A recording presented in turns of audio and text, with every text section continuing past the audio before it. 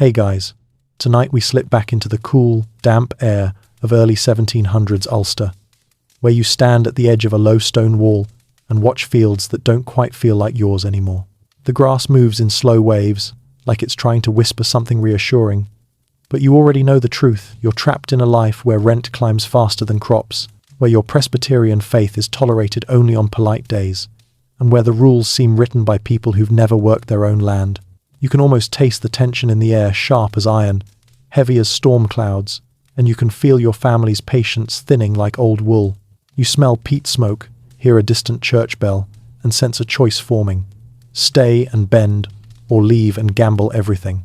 And honestly, if you keep standing here hesitating, you probably won't survive this financially, socially, or maybe even physically. So, before you get comfortable, take a moment to like the video and subscribe, but only if you genuinely enjoy what I do here. Drop your location and current time in the comments so we can see where this little nighttime adventure reaches.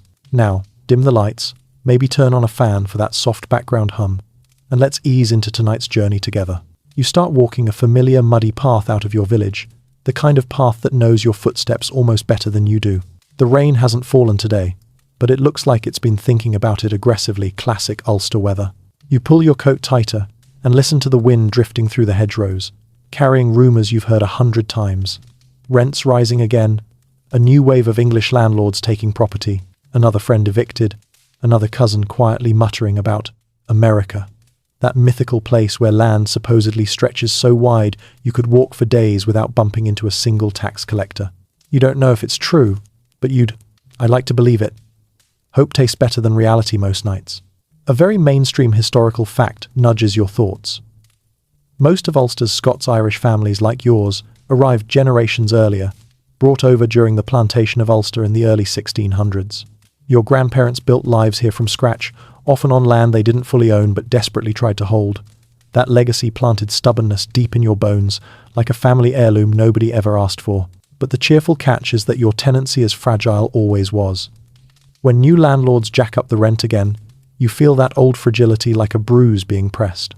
You pass by a neighbour's cottage, where two men stand outside smoking pipes, trying very hard to look like they're discussing livestock rather than their slow financial doom.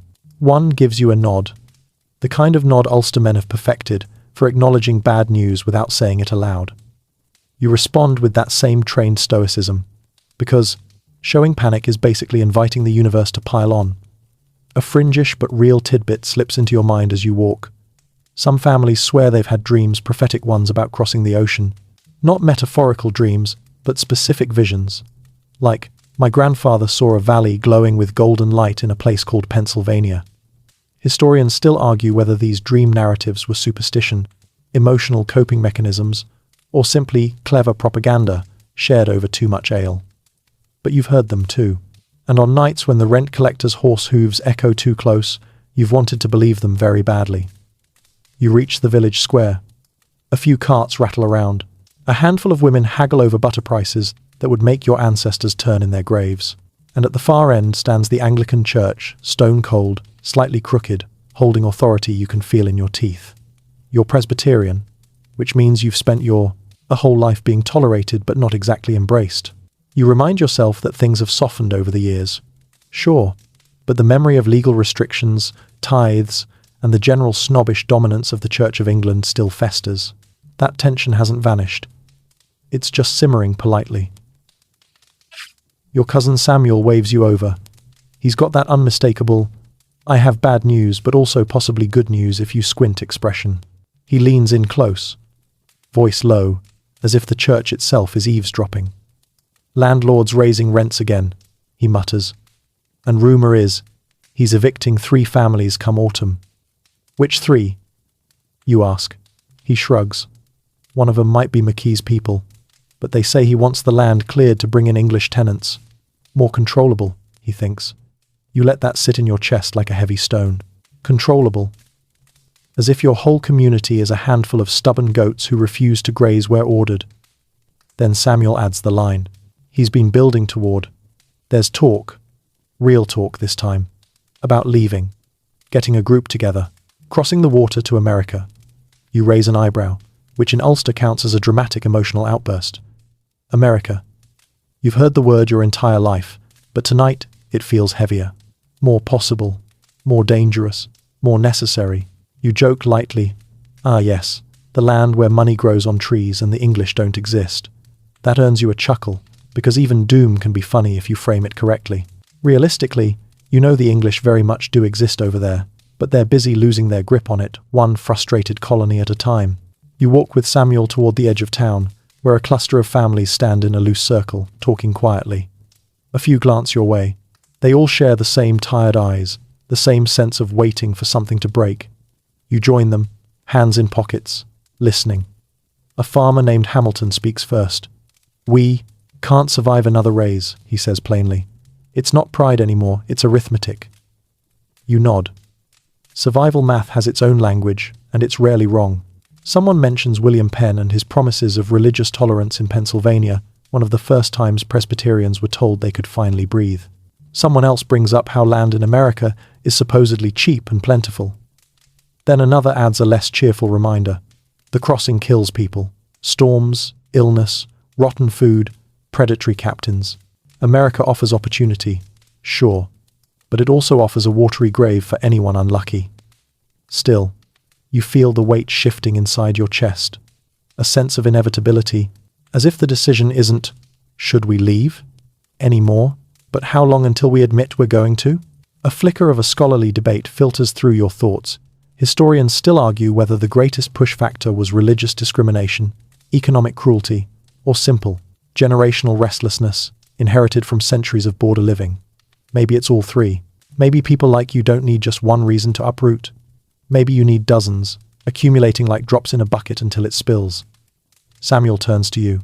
"If we go," he says softly, "would you come with us?"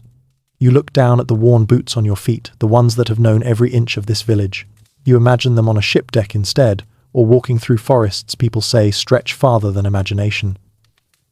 The unknown feels terrifying, but the known feels suffocating. You inhale cold Ulster air and let it out slowly. "Aye," you whisper, "I think I would." And just like that, the first step toward Appalachia is taken not with a ship's departure, but with a quiet acceptance in a muddy village square under a grey, uncooperative sky. You wake the next morning to the sound of hoofbeats on damp earth, the rent collector making his rounds with the enthusiasm of a man who has never planted so much as a carrot.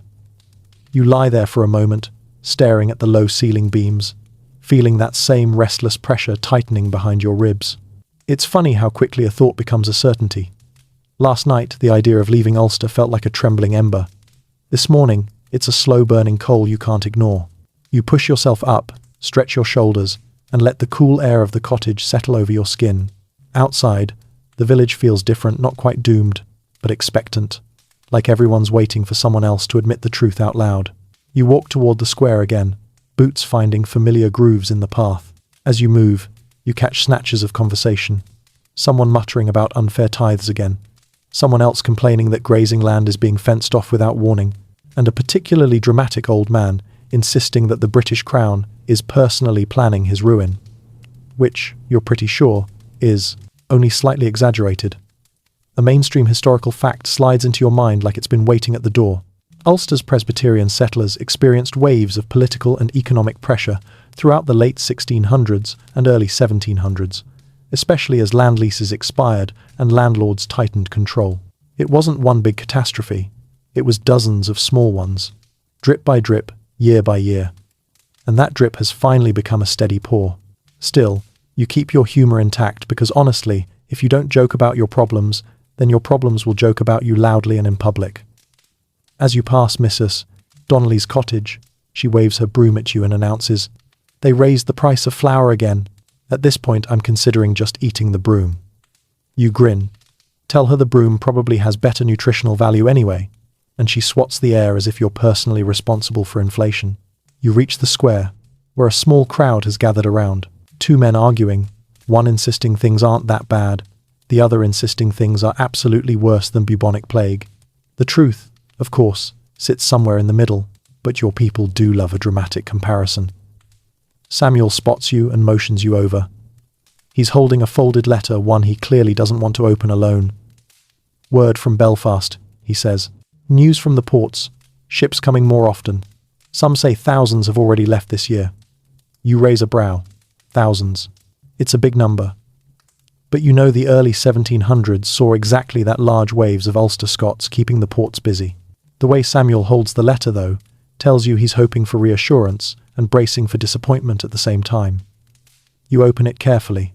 The handwriting is rushed, slanted, as if the writer was aware letters might be intercepted or read with suspicion. It mentions rising rents, not new. It mentions a failed harvest, not surprising. But what catches your breath is the line stating that Ulster's leases are being renewed at triple or quadruple their old rates. Triple. You could work yourself into the grave and still not keep up with that. Samuel exhales sharply beside you, the kind of breath that carries too much truth. There it is, he murmurs, borders stretching thin. A fringe, less-known tidbit pops into your memory.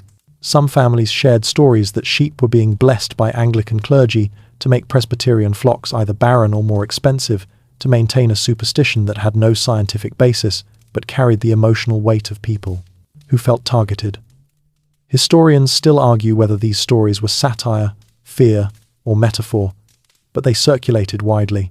And honestly, given the way your landlord stares at his property like it's a sacred altar, you're not entirely convinced he wouldn't bless a goat out of pure spite. You leave the square and walk with Samuel toward the fields, where the land rolls gently toward low hills. You run your fingers across the tops of the tall grass, feeling how familiar it is, how your entire life has unfolded on these few acres of earth. It's strange to imagine not being here. Stranger still, to imagine being in a place that doesn't have neighbors within shouting distance who've known your family for generations. Why do borders make people restless? Samuel asks quietly. You consider it. The borderlands, Scotland's lowlands, Ireland's edge, Ulster's contested fields have shaped your people for centuries. Maybe life on the margins teaches you that nothing is permanent, that everything can shift in a heartbeat. Maybe it teaches you to always keep one foot ready to move. Because we've never really belonged to the inside, you finally say. We've always lived where authority fades and survival begins. He nods slowly. Then maybe the frontier in America is made for us. That idea settles like a node seed. You walk farther, hearing crows calling overhead. A wagon creaks in the distance. You pass a fellow farmer, who waves a hoe in greeting and shouts, "My landlord's raising rent again, but don't worry. He says he'll accept my firstborn as partial payment." You laugh, though it's the kind of joke that isn't really a joke. You reply, "Tell him your firstborn already left for America." He grins, shrugs, and goes back to work. As you continue, a scholarly debate comes to mind. Historians still argue whether the Scots-Irish migration was a flight from oppression or a natural expression of a culture that thrived on adventure and opportunity. Some see desperation, others see ambition. But walking here now, between fields you can no longer afford, you feel both pushing at your back. You crest a small rise, look out over Ulster's patchwork fields, and truly know you're going to leave. Maybe not tomorrow, maybe not next month, but soon. Because the land you're walking on feels less like home and more like a farewell. Samuel places a hand on your shoulder. "When we go," he says, "we go together." And you nod, feeling the ground shift under your feet, not physically, but in the quiet, determined part of your spirit that has finally stopped waiting for things to improve. Borders, after all, are meant to be crossed. You spend the next few days in a strange limbo, still going through the motions of tending fields, mending tools, and pretending everything is normal, while your mind keeps wandering toward a distant shore you've never seen. You move through Ulster like someone already halfway gone. Even the air feels different, charged with a kind of anticipatory static, as if the wind itself is nudging you toward a decision you've already made in your heart. One morning you step outside and notice the sky is stuck in that classic Ulster shade, a moody grey, like it woke up annoyed on principle. You inhale the cool air and start walking toward the village, boots squelching in mud that seems personally offended by your existence. As you pass cottages, you see that everyone's acting a little odd. People lingering outside longer than usual, trading rumours like currency. You can practically smell the uncertainty wafting through the air, along with yesterday's cabbage stew, which has apparently decided to linger indefinitely. When you reach the square, a small crowd is gathered again. This time, though, they aren't arguing, they're listening. A traveller from Belfast stands in the centre, coat dripping from the morning drizzle. He's describing ships leaving the port so frequently that the docks feel like a revolving door. Last month alone, he says, hundreds left for America. Families, young men, widows, and people so poor they barely had shoes. The ships are full to the brim.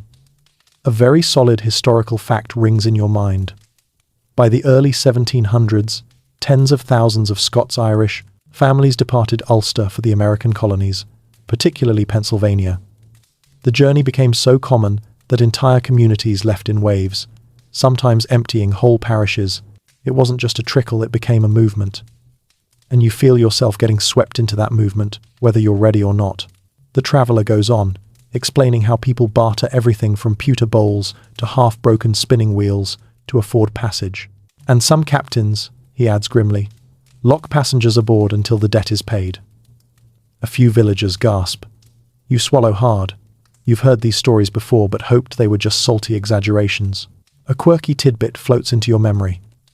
Some people believed certain ships had reputations for good luck because they carried protective charms nailed under their bows.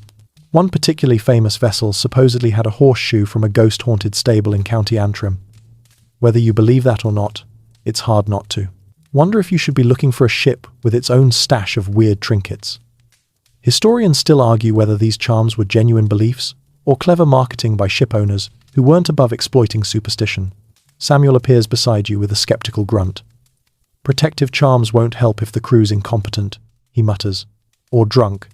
You nod. You've seen enough reckless behavior in local taverns to know that any combination of humans, alcohol, and authority is a recipe for disaster. The traveller continues, describing the port's chaotic, noisy, filled with shouting merchants, crying children, and the constant smell of salt, sweat, and wet wood. You picture yourself there, standing in the middle of the noise, trying not to look lost. You can almost hear the clatter of crates being hauled onto ships, the shouts of captains taking roll, the sobs of families saying goodbye to people they may never see again. And then the traveller says something that makes your stomach flip. Some say the new world will favour the bold, but others say the bold end up feeding fish halfway across the ocean. You raise a brow. Ah, yes, the classic motivational speech you definitely did not ask for. You lean towards Samuel and whisper, "Inspiring fellow, isn't he?" Samuel snorts. "If he keeps talking like that, we'll need a charm for him." But even through the sarcasm, you feel the weight of those words. The sea is unpredictable, unforgiving, and once you board a ship, there's no turning back. You find yourself drifting toward the idea of preparation, of what you would need to bring, how you would gather enough money, how to convince family members who still cling to the hope that things will improve. You start mentally sorting your possessions, deciding which ones are worth carrying across an ocean and which ones will have to be left behind. It feels like packing up, resolve itself, folding, stacking, prioritizing the pieces of your life you'll bring with you. You wander away from the square, down the slope toward your family's cottage. As you walk, you spot a few men repairing a cart, discussing what they'll sell to raise funds. You overhear, "My wife insists we bring her mother's churn. Does it fit in a trunk?" "Barely." "Then leave it." "I'd rather leave myself." You smile faintly at the familiar stubbornness. Inside the cottage, your mother is sorting wool with a tight jaw. She doesn't look up immediately, but knows you're there from the sound of your steps. "Another rumour?" she asks quietly. "More than that," you say. "People are planning, packing, preparing." She finally turns. Her eyes hold centuries of history, grit from Scotland's lowlands, heartbreak from Ulster's plantations, resilience from surviving everything in between. "And you," she says gently, "are you preparing?" You pause, not because you're unsure, but because saying it out loud feels like opening a floodgate. "Yes." She nods slowly, fingers still working the wool. "Your grandfather once said the hardest part of leaving is not the journey, but the moment you accept you're no longer meant to stay." You sit beside her in the soft lamplight. "Are we meant to stay?" She shakes her head. "I think our story is still being written somewhere else." A scholarly debate drifts through your thoughts. Historians still argue whether the Scots-Irish carried a frontier spirit from the start, or developed it because every generation pushed into harsher lands, first in Scotland, then Ireland, then America. But you can feel something ancient stirring in you, like a compass needle tugged toward the unknown. You spend the rest of the day quietly preparing. Not packing, not yet, but acknowledging. Letting the idea root deeper. You tend your chores with different eyes, moving slowly through rooms that suddenly feel temporary. Even the hearth fire seems to crackle with a different rhythm, as if whispering a farewell you aren't ready to hear. When night falls, you sit outside under the pale moonlight, listening to distant sheep bleating across fields that soon won't be yours. You run your fingers across the rough stone wall, the one built by hands long gone. You imagine telling the wall you're leaving, but honestly, it already looks disappointed enough. You inhale deeply, the cool air filling your lungs with equal parts fear and excitement. Tomorrow, you think, you'll go to Belfast. Not to leave yet, just to see. Just to witness the place where countless others have taken their final steps out of Ulster. You rise, brush mud from your boots, and head inside. The packing hasn't begun, but the journey has. You set out for Belfast before dawn, carrying nothing but a small sack of bread, a spare shirt, and the kind of nervous curiosity that makes your stomach flutter like it drank too much strong tea. The road is quiet at first, just you and the soft crunch of gravel under your boots. Mist lies thick over the fields, turning everything ghostly and pale. You feel like you're walking through a dream, one you haven't quite decided is a good one yet. As the sky lightens to a dim, reluctant blue, other travellers appear along the road. A farmer pulling a squeaky cart, a mother with 2 children trudging sleepily beside her, a young man whistling off-key because apparently he woke up in a much better mood than you. Each face carries that same mixture of hope and strain, and you can't help thinking you're all orbiting the same idea. Departure. A solid historical fact lands in your thoughts. Belfast in the early 1700s was becoming a busy departure point for transatlantic voyages, especially for the Scots-Irish heading toward the American colonies. The port grew into a funnel, tight, chaotic, unglamorous, through which entire communities poured themselves into the unknown. And now you're walking straight toward it. Hours later, when the city's edges finally appear, you smell the harbour before you see it. Salt, fish, wood tar, and the unmistakable odour of too many humans in too little space. Belfast feels larger than life compared to your village. Stone buildings lean together like gossipy old friends. Narrow streets twist around each other. Vendors call out prices for goods you've never seen or couldn't afford, even if you sold your boots. You join the slow-moving crowd heading toward the docks. There's a kind of electricity in the air, part excitement, part desperation. It buzzes through you like static. Every few steps you hear English, Scots, Gaelic, Irish, and a handful of accents you can't even place. Then you reach the waterfront, and your breath catches. The docks stretch farther than you imagined, lined with ships bobbing in the grey water. Masts rise like skeletal trees against the sky. Ropes creak. Gulls scream overhead like they're auditioning for roles as emotional support animals and failing miserably. You watch a group of passengers slog toward a ship called the Hopewell, their belongings strapped to backs or piled in handcarts. Children cling to skirts. Men stare straight ahead, jaws set. Women whisper prayers under their breath. There's no glamour here, just motion. Determined, relentless motion. A quirky tidbit jumps into your mind. Some captains in this era advertised their ships with wildly optimistic names. The Prosperity, the Good Intent, the Friendly Transport, as though the title alone could guarantee survival. You glance at a nearby vessel named the Mary Fortune and can't help thinking, well, at least they didn't name it the Almost Sunk twice. Historians still argue whether these cheerful names were genuine attempts to reassure passengers or just clever psychological warfare. You wander closer, trying to stay out of the way of men hauling crates and barrels.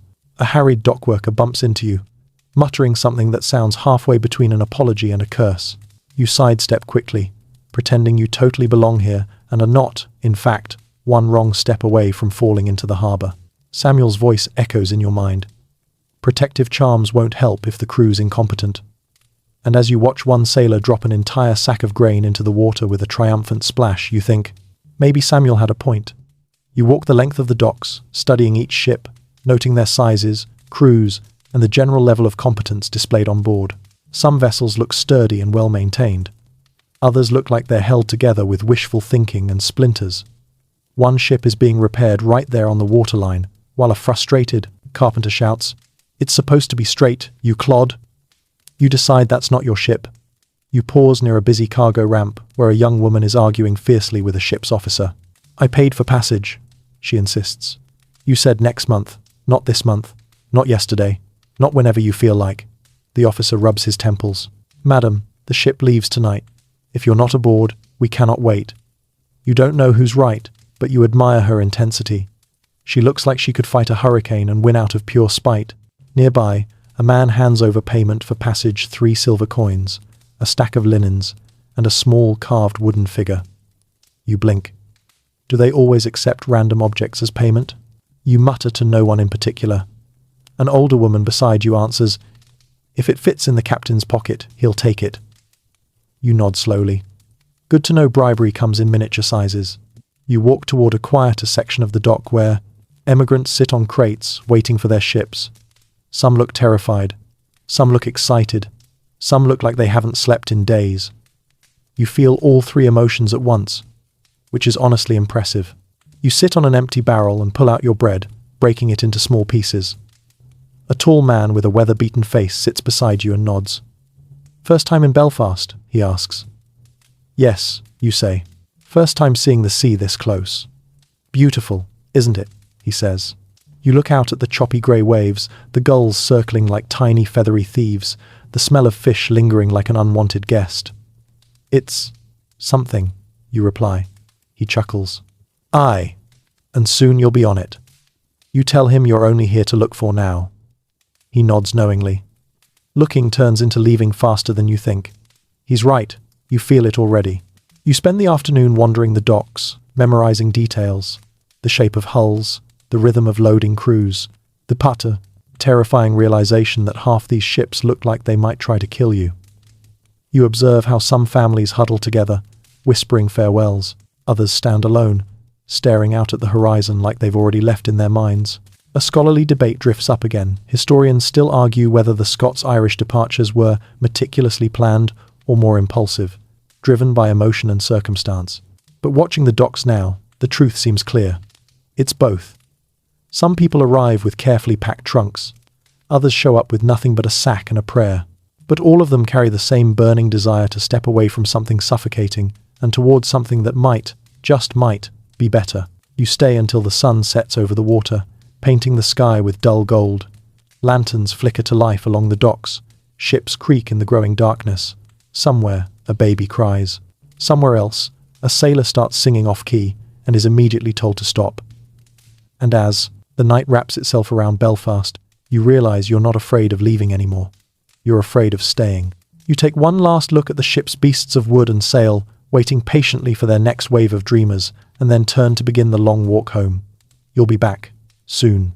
You return home from Belfast with the docks still echoing in your bones, the shouts of sailors, the thud of crates, the groan of ships shifting in the tide. Even as you step back into your quiet village, you can feel that bustling energy clinging to you like sea salt. Everything here seems smaller now, slower, like the world is gently hinting that you've outgrown it and pretending otherwise would only make things harder. The next morning, word spreads that you went to Belfast, and suddenly half the village wants to speak with you. Apparently, the moment someone breathes the same air as a harbour, they become an expert on transatlantic travel. You do your best to explain what you saw, which involves a lot of gesturing and phrases like, "No, the ships aren't literally falling apart well, not all of them. And yes, the smell is real, very real." A solid historical fact floats up. At this time, Philadelphia was the principal gateway for Scots-Irish migrants entering the American colonies. Tens of thousands landed there across the 1700s, reshaping the backcountry and pushing settlement westward. You picture yourself among them, stepping onto those unfamiliar wooden docks, blinking into a sun you've never felt before. You imagine your boots scraping the planks, your heart pounding like a drum as a whole new world stretches out before you. But before you can fantasize too far ahead, Mrs. Donnelly corners you. "Tell me," she says, gripping your elbow like she's about to interrogate you for a crime. "Did you see any ships with proper crews? Not drunks, not thieves, competent men." You nod politely. "Some looked reliable." She squints. "Define. Reliable." You inhale. "They didn't drop anything into the water while I was watching." She pats your arm approvingly. "Good lad." As you escape the conversation, you find your mother sitting outside the cottage mending a cloak. She looks up with a knowing expression. "You've got that look," she says. "What look?" "The one your father had before he went to Scotland and came back with 3 sheep and a story he refuses to explain. You smile. I'm thinking. About Philadelphia. She nods slowly, her hands never stopping their gentle stitching. Then let's talk about what needs to be done. And just like that, the planning begins. You gather the family near the hearth that evening. The fire crackles softly, painting warm light across familiar faces. Everyone sits close, not just for warmth, but for comfort. Decisions like this feel easier when you can hear each other breathe. Samuel joins you, leaning against the wall since your small cottage barely has seating for its actual occupants, much less enthusiastic cousins who insert themselves into every major decision with the persistence of an unpaid tax. He clears his throat. Here's what we know. Passage to Philadelphia costs more than any of us have in one place, so we'll need to pool resources, and we'll need to leave soon. Late spring or early summer is safest for sailing. Your younger sibling pipes up. Is it dangerous? Which is the cue for everyone to suddenly examine their shoes. Because yes, the ocean is dangerous, the ships are questionable, and seasickness is absolutely not a myth. A quirky tidbit pops into your mind. Some families believed chewing dried ginger root kept seasickness away. Others swore by tying a red ribbon around the wrist. And a few, who apparently had much more confidence than sense, claimed that seasickness could be cured by shouting insults at the waves.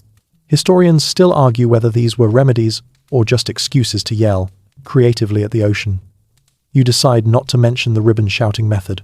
Your family already thinks you're dramatic enough. Instead, you say gently, "It's not safe, but staying isn't safe either. We know what happens here if the rents keep rising." Your mother nods. "We stay, we starve, we leave, we risk the sea. One is slow death, one is hope."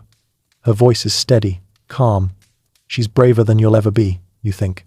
The discussion deepens who will sell which possessions, how to transport goods to Belfast, whether to bring livestock. Quick answer, absolutely not. One goat on a ship can cause existential despair. You all agree to travel light clothes, tools, a few keepsakes, and whatever food you can carry. Later, after everyone has gone quiet, Samuel says, "When we reach Philadelphia, what then?" You close your eyes and imagine it. Streets full of noise and opportunity. Markets bursting with people you've never met. Land stretching westward, beckoning settlers like a whispered dare. But you also imagine uncertainty, new laws, new neighbors, new dangers. Then, you say softly, "We'll find work, we'll find land, and we'll move inland west." That's where Scots-Irish families go. A scholarly debate filters into your thoughts. Historians still argue whether the Scots-Irish headed west because they were pushed there by coastal elites, or because they preferred the rugged frontier that reminded them of the borderlands they'd always known. You suspect it's both. People like you don't thrive where someone else is shouting the rules, but give you hills, forests, and a good stretch of land to wrestle with, and suddenly you're at home. As the fire burns lower, your mother rises and retrieves a small wooden chest from beneath the bed. Inside are a handful of coins, a silver brooch, and a scrap of cloth from a tartan long worn away. "This," she says, placing the brooch into your hands, "belonged to your grandmother. She crossed one sea to come here. You'll cross a bigger one." You stare at the brooch. It's simple, slightly dented, but warm with the weight of generations. You feel something settle deep inside you, a thread connecting you to those who left Scotland long before you were born. Leaving is in your blood. As everyone drifts off to sleep, you slip outside into the crisp night air. The sky is clear for once, dotted with stars that shimmer like distant lanterns. You don't know which direction America lies, but you point yourself toward the darkest part of the horizon and whisper, "I'm coming." And the wind, as if acknowledging your promise, rustles through the hedges like a quiet applause. You spend the next week preparing with a kind of focused restlessness, like your mind is already halfway across the ocean, while your body is still stuck patching sacks and bargaining for oats. Every morning you wake with the same thought. You have to move inland before you move overseas. Because reaching America is only the first step.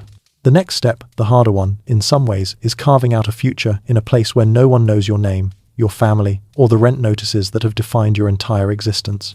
Word spreads quickly across Ulster. Not only are ships filling, but the real opportunities lie west of Philadelphia, out where land is cheap, and your only enemies are trees, stubborn soil, and whatever creature decides your boot looks edible. And you've heard the stories, the wagon paths that snake through Pennsylvania's rolling hills, the long trek past Quaker settlements, the promise of land that costs less than a pair of good boots. One morning, as mist curls low over the fields like it's trying to eavesdrop on your thoughts, you step outside and find Samuel waiting with a sack over his shoulder. "We need to see it," he says. "The inland. The roads west. We can't make a plan if we don't know where those roads lead." You blink. "You want to travel before traveling?" He shrugs. "We're Scots-Irish. Over-preparing is our only known hobby besides arguing." You suppress a grin. He's right, annoyingly. So, you set off together, heading toward the market roads that eventually, in a different world, will become the arteries leading new arrivals out of Philadelphia and deep into America's frontier.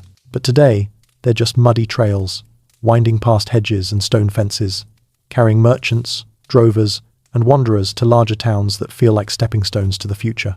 As you walk, you count your coins, then quickly stop because the total feels more like a joke than a savings. A solid historical fact nudges you. Scots-Irish families moving into Pennsylvania often traveled by wagon, foot, or horseback along trails like the Great Wagon Road, a path that would later stretch from Pennsylvania all the way down the Appalachian spine. You're not there yet, but imagining that road gives you a strange sense of direction, like you're rehearsing a journey you haven't taken. A couple of miles out, the landscape shifts, fields giving way to rolling hills and pockets of dense forest. The air grows cooler, cleaner, as if the land itself is giving you a soft push westward. Birds call overhead, and the sound of your boots blends with the rhythmic creak of Samuel's sack. Then, in a clearing, you spot someone strange. A tall man balancing a bundle of maps and hand-drawn charts like he's one stiff breeze away from having the world's least dramatic breakdown. He spreads a parchment across a rock, and you both wander close, trying not to look nosy and failing spectacularly. "Are those maps of America?" you ask. The man peers over the parchment. "Partially. Paths, rivers, settlements, places to avoid." "Why avoid?" Samuel asks. The man raises an eyebrow. "Because some places are swamps, some have bandits, and some have colonists who claim they want neighbors but actually want silence and a buffer zone against everyone they dislike." You and Samuel nod like this is perfectly reasonable. The man squints at you. "First time heading west?" "We're thinking about it." "Well," he says, pointing to a long line on the map, "this is what new arrivals take. The road west. You follow it out of Philadelphia, then keep walking until you either find land or your legs quit." You lean in. "Is it safe?" He laughs, the sort of laugh that suggests no, but doesn't want to traumatize you. "Safe enough? Safer than staying put, in many cases." A quirky tidbit bubbles into your mind. Some early migrants claimed they could feel the pull westward like a physical sensation, a kind of tingling behind the ribs. Others swore dreams guided them, visions of valleys or forests glowing like beacons. Historians still argue whether these stories reflect genuine belief, or whether people just really like dramatic bedtime conversations. You don't feel the tingling, but you do feel a shift, subtle, steady, like the land is whispering, "Keep going." You and Samuel sit on a fallen log, eating bread while the cart tracks curve toward the horizon. People pass by, drovers herding cattle with loud whistles, a merchant with a cart full of iron tools, a family shepherding an enthusiastic goat who clearly thinks this is a grand adventure. Every face is different, but the feeling behind them is the same. Movement, purpose. A quiet insistence that somewhere out there lies something better. "Think Philadelphia will be like this?" Samuel asks. "Busier, louder, smellier," you reply. He snorts. "So, Belfast but with better land prices." You laugh, but he isn't wrong. As the day wears on, you walk farther, studying how the road dips and rises, how the land seems to open in some places and tighten in others. You imagine walking these American equivalents carving through wilderness, crossing streams, passing scattered settlements where people speak with accents familiar and not. You imagine carrying everything you own on your back, sleeping under starlight, bartering for supplies, knocking on strange doors to ask for directions in a land that barely has any. As the sun tilts lower, you climb a small ridge. The wind hums through the grass, and the horizon stretches long and wavering. You stand there silently with Samuel, the world widening beneath your feet. "This," he says softly, Is what it'll feel like when we leave Philadelphia. You nod. The beginning of something. A scholarly debate drifts in. Historians still argue whether Scots-Irish families were driven by poverty or pulled by land, whether they were running away or running towards something. Standing on that ridge, you realize it doesn't matter. Both feelings exist in you now, woven together so tightly you can't separate them. As you return home that evening, tired but steady, you feel different. Your steps are heavier, but your heart is lighter. You've seen the path before the path, and now you're sure of two things. You're meant to leave, and you're meant to go west.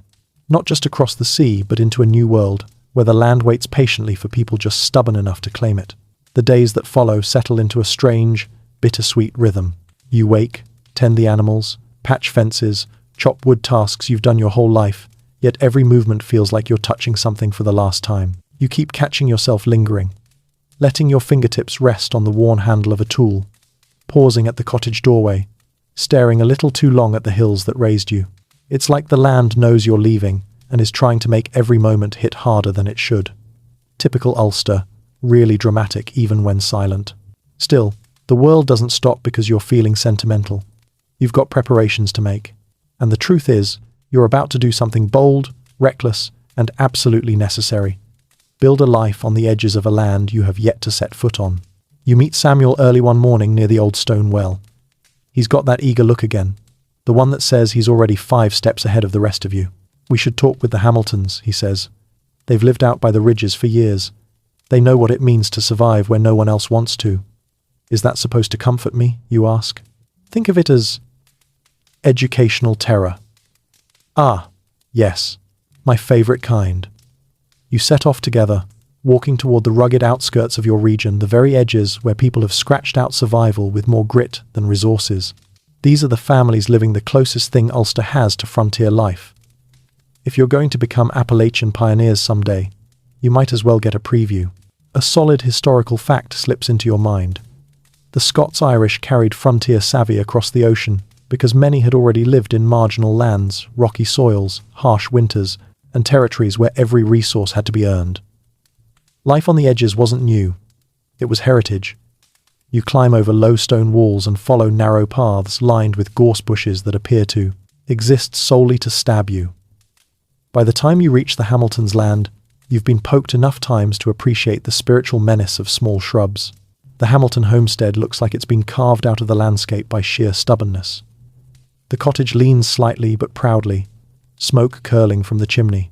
Chickens wander freely, oblivious to the fact that they're part of a demonstration in frontier resilience. Mrs. Hamilton appears on the doorstep, apron dusted with flour. "Well," she says, "you look like lads who want something." "We seek wisdom," Samuel says solemnly. She raises an eyebrow. "Wisdom costs a cinnamon loaf. Come back when you have one." You blink. Do you actually have cinnamon?" She smirks. "Of course not. Come inside." You follow her into the cottage, which is warm, cluttered, and filled with the comforting smell of peat. She sets mugs of warm milk on the table and studies you with a sharp, experienced eye. "You're leaving," she says casually. "What gave us away, you ask?" "The fact that you look like 2 chickens about to jump off a cliff." "Fair enough." She explains how life on harsh land teaches you things you can't learn in a peaceful village. How to track animals, how to read the weather in a single sniff of the wind, how to barter with people who value pride more than coin. "You'll need all of this in America," she says. "The backcountry there isn't gentler, it's just bigger." You swallow, absorbing her words. She's not trying to frighten you, just telling the truth plainly, the way frontier people do. Mr. Hamilton arrives next, arms full of chopped wood. "Heard you're practicing for America," he says. "Good. You'll fail less dramatically if you start now." He takes you both outside and shows you how he stores food, how he builds fences against both wind and opportunistic cattle, and how he improvises tools when the blacksmith is too busy or tipsy to help. You realize you're watching people who understand hardship not as catastrophe but as daily routine. A quirky tidbit enters your thoughts. Some families in the rougher parts of Ulster swore that certain stones were weather stones. If the stones sweated in the morning, rain was guaranteed. Completely unscientific, yet surprisingly accurate. Historians still argue whether this was legitimate folk meteorology or people pretending their rocks had supernatural powers just to win bets. "Mister," Hamilton hands you a stone. If it drips tomorrow, he says, stay home. The road'll be muck. You don't know if he's serious, but honestly, he probably is. You spend the afternoon repairing fences and helping split timber. Samuel, in a fit of optimism, tries to lift a beam that is absolutely not meant for human lifting. You step in, muttering, "If you break your back before we even board a ship, I'm leaving you here." Mr. Hamilton laughs. That's the spirit you'll need in the mountains. By late afternoon, the sky darkens, and the wind shifts, the kind of shift that makes the trees mutter warnings. Mrs. Hamilton insists you stay for supper. You eat hearty stew while listening to stories about fox raids, winter storms, and the time Mr. Hamilton chased a wayward cow halfway up a hill, only to discover it had joined a group of wild deer like it was starting a new life. As you listen, something settles inside you, not fear, not dread, but a humbling recognition. Life on the edges demands adaptability, resourcefulness, and humor in the face of chaos. And you've already lived some version of it. The leap from Ulster's ridges to Appalachia's mountains may not be as enormous as it feels. Before you leave, Mrs. Hamilton presses a small woolen scarf into your hands. "For the crossing," she says. "Ships are cold, and fear makes people colder. Wear it when you're scared." You thank her softly. Outside, dusk paints the sky in purples and greys. The wind carries the smell of peat smoke and distant rain. You and Samuel walk home quietly, warmed by the Hamiltons' hospitality and sobered by their lessons. A scholarly phrase drifts through your mind. Historians still argue whether frontier culture shaped the Scots-Irish or whether the Scots-Irish shaped the frontier. But today, you feel the truth of it. The frontier is not a place, it's a mindset, and you've been living in it longer than you realized. When you reach your village again, you carry something new with you, an understanding that survival isn't just about land, money, or luck. It's about stubborn hearts, quick hands, shared laughter, and the quiet courage to build a life in places the world overlooks. And soon, all of that will be tested across an ocean. You don't even make it 2 days after visiting the Hamiltons before the next reminder hits you square in the chest. The further west you dream of going, the more trouble you have with the people holding the power back east. And by power, of course, you mean the coastal elites, government officials, wealthy landowners, and genteel sorts who believe the world revolves around their imported tea sets. You wake to the sound of raised voices outside your cottage. When you step out, pulling your coat tight against the cold morning air, you see a crowd gathered near the center of the village. Samuel waves you over with a grim expression that tells you this isn't the usual gossip about who stole whose chickens again. A man in a crisp coat, much too clean for someone who lives anywhere near here, sits stiffly atop a horse. His nose is angled upward in that time-honored pose of someone who believes mud is a personal insult. He's reading from a parchment with the enthusiasm of a man listing his enemies. And therefore, rents will rise yet again in accordance with the landlord's authority, and any disputes shall be brought before the manor face. Crown-appointed magistrate. He drones. The crowd groans. Someone mutters, "The magistrate might as well live on the moon." Someone else whispers, "If the rent goes any higher, he can have my house along with my mother-in-law." A solid historical fact rises immediately. Throughout the early 1700s, many Scots-Irish communities clashed with Anglican elites, wealthy proprietors, and colonial authorities who considered them unruly, stubborn, and inconveniently vocal. Coastal elites often saw frontier folk as chaotic troublemakers who refused to follow rules written in fancy script. Which, to be fair, wasn't entirely wrong, but the rules were usually terrible. The official continues reading, clearly unaware that half the village is imagining creative ways to drop him into a peat bog. You can practically feel the collective frustration thickening in the air, heavy as wet wool. When he finally finishes, he folds the parchment with a flourish meant to impress absolutely no one. "Questions?" he asks. A man named Riley raises a hand. "Aye," he says. "Is the landlord open to negotiations?" The official blinks. "Negotiations? With you?" A hush falls over the crowd. He instantly backpedals poorly. "I mean with tenants of modest means?" Samuel inhales sharply beside you. "He's going to get himself punched." You shake your head. No one is punching him. A beat.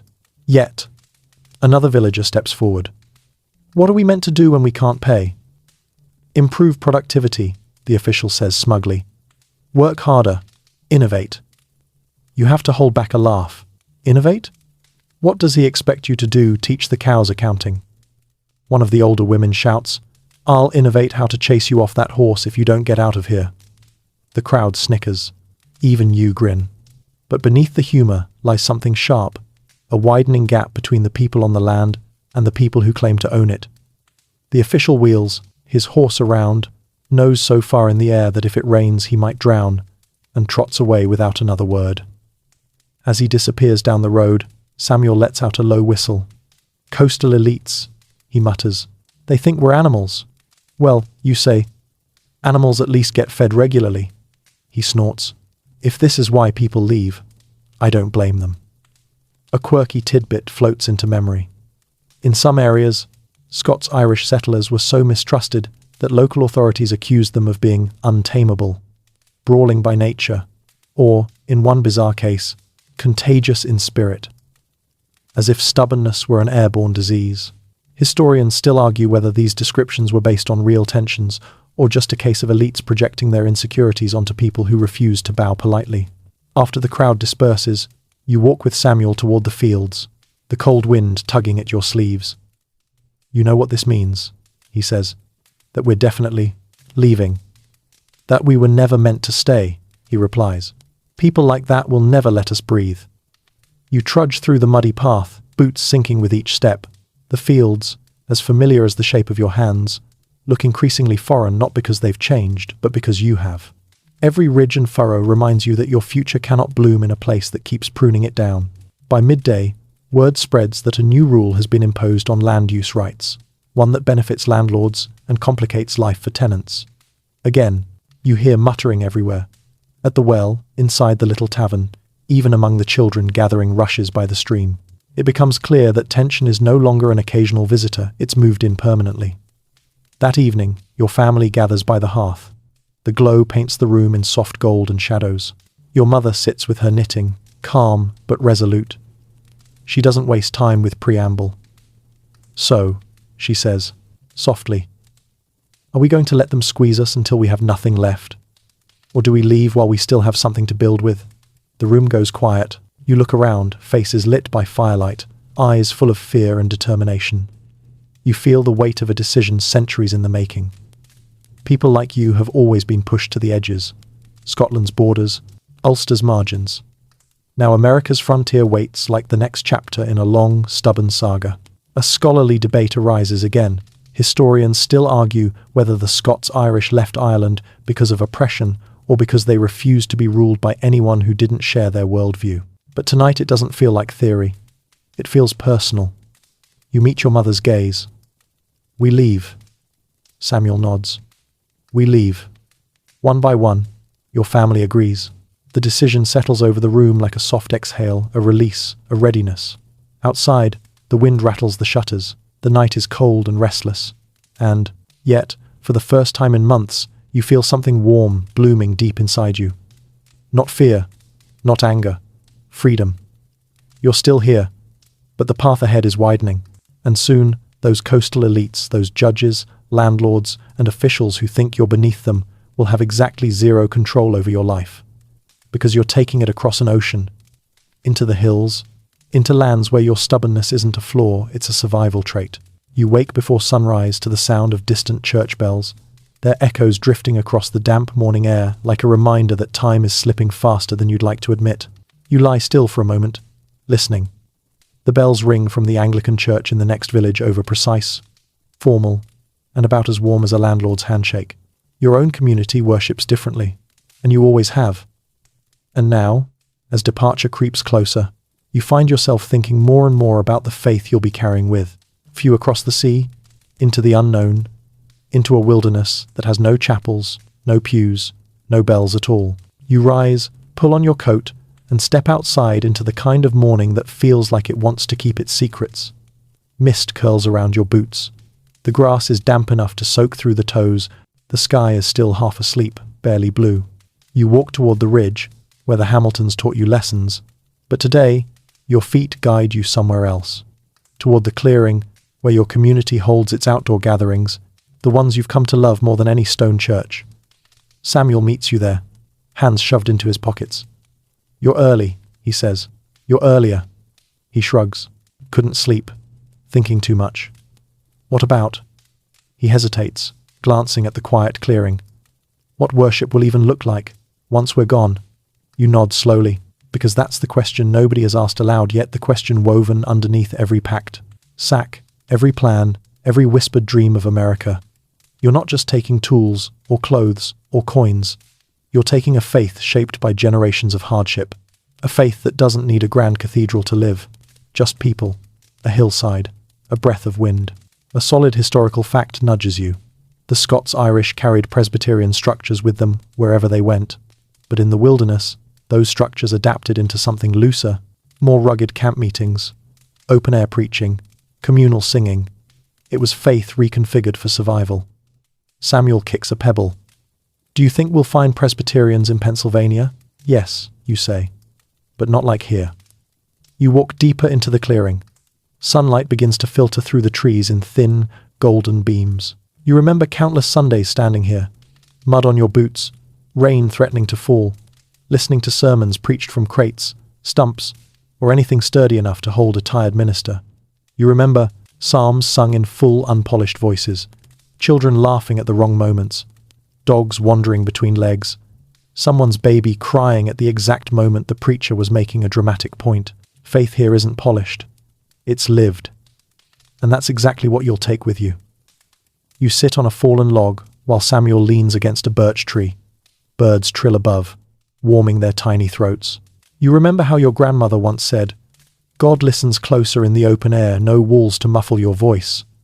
You never asked if that was doctrine or superstition. Some things don't need debate. A quirky tidbit surfaces.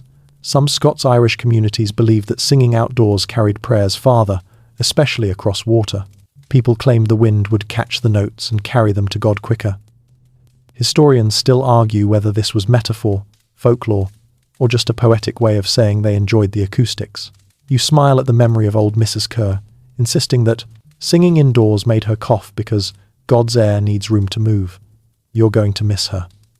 A twig snaps behind you, and you turn to see the village minister approaching Reverend MacBran, a man built like a walking fence post with the patience of someone who has dealt with years of Scots-Irish stubbornness and refuses to retire from it. He nods at you both, then sits without ceremony. "You're leaving," he says. Not a question, not even judgment, just recognition. "We are," you answer. He nods again, staring at the morning light. "Faith travels easily," he murmurs. "Buildings don't, rituals change. But what you carry here," he taps his chest gently, "that survives storms." You sit quietly with his words. Then he adds, "You'll preach to yourselves in America before any minister finds you. Don't be afraid of that. God doesn't mind an untrained tongue." Samuel breathes out. "Do you think we'll make it?" Reverend MacBran gives him a sideways look. "You've survived landlords, blight, high rents, low wages, English laws, poor soil, bad weather, and each other. You'll be fine." You can't help a laugh. "Is that a blessing?" "It's the closest you'll get from me." The three of you sit together, letting silence knit itself around you. For a moment, you feel steadier, anchored by the knowledge that you're not leaving your faith behind. You're taking the heart of it with you, reshaped for whatever wilderness awaits. As you rise to leave, Reverend MacBran stops you with a hand on your arm. His voice softens. "Historians will argue one day," he says, "whether your people brought faith to the frontier or the frontier shaped your faith. But remember this, faith is not a passenger, it walks with you." You swallow the tightness in your throat. You and Samuel walk back toward the village, not speaking at first. The world seems brighter though. The mist has risen. The sun is warm enough to touch your shoulders. You feel lighter not because the fear is gone, but because you finally understand what you're carrying with you. Your faith isn't fragile. It's a fire that grew in stone cottages, open fields, and small gatherings under grey skies. A fire that doesn't need marble floors or stained glass to burn. And when the time comes on the ship, in the backwoods of Pennsylvania, deep in the shadowed valleys of Appalachia, that fire will still be there, steady, unbroken, yours. The next morning greets you with the kind of cold that settles into your bones and stays there out of sheer spite. You step outside, rubbing your hands together, and glance toward the lane where kinfolk houses dot the landscape like stubborn little anchors against the wind. Today isn't about ships, money, or faith. Today is about something just as crucial, maybe even more so: kin, clan, the tight web of family and chosen family that has kept your people alive through every upheaval, exile, and questionable decision involving livestock. Samuel catches up to you with a loaf of bread tucked under his arm. "We're visiting the McBrides first," he says. "They want to talk about forming a travel group." "Of course they do," you reply. "They can't even walk to the mill without turning it into a community event." You say that like it's a bad thing. You give him a look. "Last time we visited, 20 people followed us home to see how our roof was holding up." He grins. "Community. Chaos. You head toward the McBride homestead anyway, because chaos or not, these are the people you trust. If you're sailing across the ocean and trekking into the frontier, you want them beside you even if they stop to comment on every passing chicken."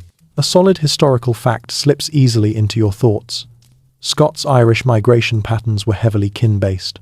Families moved in clusters: brothers, cousins, in-laws, friends who were practically family anyway. These kin networks became the backbone of backcountry settlement, binding communities with shared labor, mutual protection, and the occasional friendly feud that lasted generations. When you reach the McBride's place, the door swings open before you can knock. Mrs. McBride stands there like a general preparing her troops. "Good," she says briskly. "You're here. Come inside. We've got planning to do, and I refuse to let this family arrive in America looking disorganized." You and Samuel exchange a look. Planning with the McBrides means you're about to be assigned roles whether you asked for them or not. Inside, the table is already covered with parchment scraps, rudimentary maps, lists of names, and several mugs of something steaming, which you suspect is tea, but might be early morning courage. Mrs. McBride ushers you into chairs as if seating diplomats. "We're forming a kin network for the crossing," she declares. "The McBrides, the Kerrs, the O'Loughlins, and—" She squints at you. "You lot, assuming you don't get cold feet." "We won't," Samuel says before you can open your mouth. Mrs. McBride nods approvingly. "Good. Cold feet sink ships. That's not how that works," you mutter. She ignores you. Mr. McBride arrives next, carrying a basket of apples and the weary expression of a man who has been volunteered for tasks he never agreed to. "We'll need to coordinate supplies," he says. "Food for the crossing, medical herbs, tools. And someone will need to manage the children so they don't start wrestling on the ship."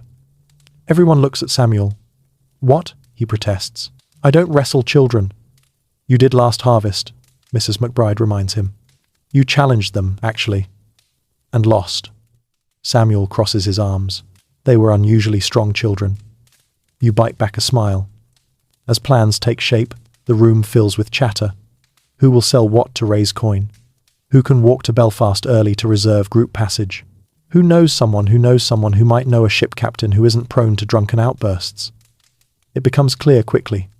Kinship isn't just helpful, it's survival strategy. You remember stories of your ancestors in Scotland, how clans once formed protective rings around each other, especially in times of war or famine.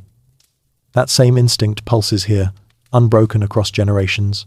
You sit among these families and feel a subtle pull of belonging. These people annoy you, tease you, surprise you, and overwhelm you, but they also protect you. And in the wilderness of Pennsylvania and Appalachia, that protection will be priceless. A quirky tidbit bubbles up. Some Scots-Irish families believed that certain surnames had lucky or unlucky traits attached to them. A McBride might be considered strong-willed, a Kerr quick-tempered, a Donnelly prone to causing small but memorable trouble. Historians still argue whether these reputations influenced frontier behavior or simply reflected centuries of family gossip. But as you look around the table, you see the truth: every name carries a story, a personality, a legacy. Mrs. McBride snaps you out of your thoughts. "Right," she says, pointing a quill at you like a weapon. "Your family will pack tools and spare cloth. Samuel's family will bring dried goods and rope. We'll handle herbs and blankets. The Kerrs will handle animals." You blink. "Animals?" She nods. "Chickens." Samuel leans in. "If they bring that rooster, we're all doomed." You shudder involuntarily. The Kerr rooster is infamous. It once terrorized the entire village, chased a magistrate into a ditch, and mysteriously appeared on your windowsill in the middle of the night like some kind of demonic poultry omen. "We're not traveling across the Atlantic with that creature," you say firmly. "You won't have to," Mrs. McBride answers. "The rooster's staying. You exhale in relief. Mrs. Kerr's bringing her cousin's rooster. You inhale sharply again. Planning continues for hours. Who watches whose children? Who shares blankets during cold nights? Who cooks during the crossing? Who appoints themselves unofficial morale officer? It ends up being Mrs. McBride, naturally. The talk becomes increasingly lively, then loud, then downright rowdy, as people argue about the best way to stack crates, or whether dried apples keep better than dried pears. At one point, Mr. McBride slams his mug down and declares, "Historians will argue about this meeting one day." Everyone pauses. Then he adds, "Probably about why it lasted so long." You all laugh. It breaks the tension beautifully. By afternoon, plans have solidified. Families know their roles, supplies are being gathered, lists are being made and remade, sometimes rewritten because a child scribbled on them. You step outside into the crisp air, feeling both exhausted and strangely uplifted. Samuel joins you. "Kin networks," he says with a small smile. "Complicated. Essential," you reply. He nods. "Exactly." You start walking home together, boots crunching on gravel. The village feels smaller and yet more connected than ever. You pass a group of children chasing each other with sticks. You pass two elderly women arguing passionately about whether wool or linen packs better. You pass the Kerrs debating which rooster is least likely to commit crimes at sea. This is your people, messy, loud, stubborn, protective. A scholarly debate rises unbidden. Historians still argue whether kin networks made the Scots-Irish more resilient on the frontier, or whether the frontier strengthened the bonds already there. But standing here now, watching these families weave plans like threads in a thick, unbreakable rope, the answer feels clear. Kin shaped the frontier, and the frontier shaped kin. As you near home, you look back at the village, its chimneys puffing smoke, its voices echoing faintly through the hills, and you realize something profound. You're not leaving alone. You're leaving as part of a tapestry woven long before you were born, stretching across seas and mountains, carrying stories, songs, jokes, grudges, and unshakable loyalty. And that tapestry will follow you all the way into Appalachia. You wake the next morning with a knot in your stomach, not the anxious kind you've been carrying for weeks, but the thoughtful kind. The kind that arrives when you realize something important. Leaving Ulster doesn't just mean crossing an ocean. It means stepping into lands that already belong to someone else. Lands where other nations, real nations with real histories, have lived, hunted, argued, laughed, traded, and died for centuries. And the closer your departure gets, the harder it is to ignore the question, what does it mean to walk into someone else's home? It's a question your people don't talk about much, not because they don't care, but because so many Scots-Irish families feel like perpetual outsiders themselves. First, Scotland's borderlands, then Ulster's plantations everywhere they've lived. They've lived on contested ground. And now you're preparing to head into a continent full of native nations, whose names you don't yet know, whose boundaries aren't drawn on your rough hand-drawn maps, whose customs will be as unfamiliar to you as the ocean's depths. You find Samuel standing at the edge of the village green, staring east where the morning sun cuts through the mist like a blade. He looks unusually serious. "You ever think about the people already living in America?" he asks quietly. You blink. "Of course. Why?" He shifts. "Because I don't know how to feel about it. We're going there for a chance. They're already there, living their chances." You take a deep breath. You've been thinking the same thing. A solid historical fact anchors your thoughts. Scots-Irish settlers in Pennsylvania and the backcountry came into frequent, sometimes tense, contact with native nations like the Lenape, Delaware, Shawnee, and Iroquois. Trade, alliances, and shared danger shaped early relationships, but so did conflict, misunderstanding, and competition for land. Nothing about it was simple. You and Samuel start walking toward the forest path, hoping movement will help the thoughts settle. The morning air smells of pine, wet soil, and distant sheep who are already planning ways to escape their enclosures. The forest greets you with hush and shadow, sunlight dripping between branches like thin honey. "You think we'll meet them?" Samuel asks. "Yes," you say. "No doubt." "What if they don't want us there?" You stop. The forest goes quiet around you. Then, you say softly, "We'll have to be better than the people who pushed us." The words surprise you, quiet, firm, and heavier than you expected. A quirky tidbit slips into your mind. Some Scots-Irish believed that Native Americans had a sixth sense for sensing danger or strangers, an idea born partly from admiration and partly from pure mystification. Stories circulated about uncanny tracking abilities, dream-guided hunting, and a deep connection to the land that settlers both respected and occasionally feared. Historians still argue whether these stories came from genuine observation or enthusiastic frontier exaggeration, because Scots-Irish gossip was basically the 1700s version of social media. You and Samuel climb a small ridge overlooking the valley. The wind brushes your coat, carrying the earthy scent of moss and damp bark. "I heard the Lenape farm," Samuel says. "Corn, squash, beans. And the Shawnee travel with the seasons," you add. "Hunting, trading, moving through valleys." He nods slowly. "Then we'll be living beside people who know the land better than we ever will." Which, you say dryly, is a fantastic reason not to annoy them. He laughs once short but sincere. You sit beneath an old beech tree whose roots twist like ancient knuckles gripping the earth. This is the kind of place your people have always gathered under open sky, beneath branches that sway like listening ghosts. You close your eyes, imagining the forests of Pennsylvania, the deep hollows of Appalachia, forests where Lenape children play, where Shawnee hunters glide between trees silently, where trails are older than any European map. Reverend Macbrand's words echo in your memory. Faith walks with you, but so do consequences. And the consequences of settling new lands will be shared with those who already call them home. Samuel shakes his head lightly. "Do you think we'll trade? Learn their ways?" "It would be foolish not to," you reply. "We'll be relying on people who understand the land. We don't even know which berries in America won't kill us." "That's true," he says. "You almost died eating Mrs. Kerr's pie last year." "That was different." "Was it?" "Yes, that was a weapon, not food." He laughs again, this time warmer. As the sun climbs, you both begin your walk back. The path winds gently between ferns and stones, and every now and then you hear a woodpecker hammering against a distant trunk. The world feels softer here, untamed, alive, whispering reminders that nature isn't a blank canvas. It's already full of stories.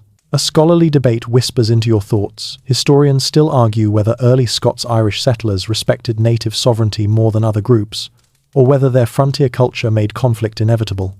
Some say trade and cooperation defined early relationships. Others say competition for land doomed it from the start. But today, standing on Ulster soil with America's forests flickering in your imagination, the debate feels less like theory and more like an urgent question. How will you walk into someone's home with fear, with arrogance, or with humility?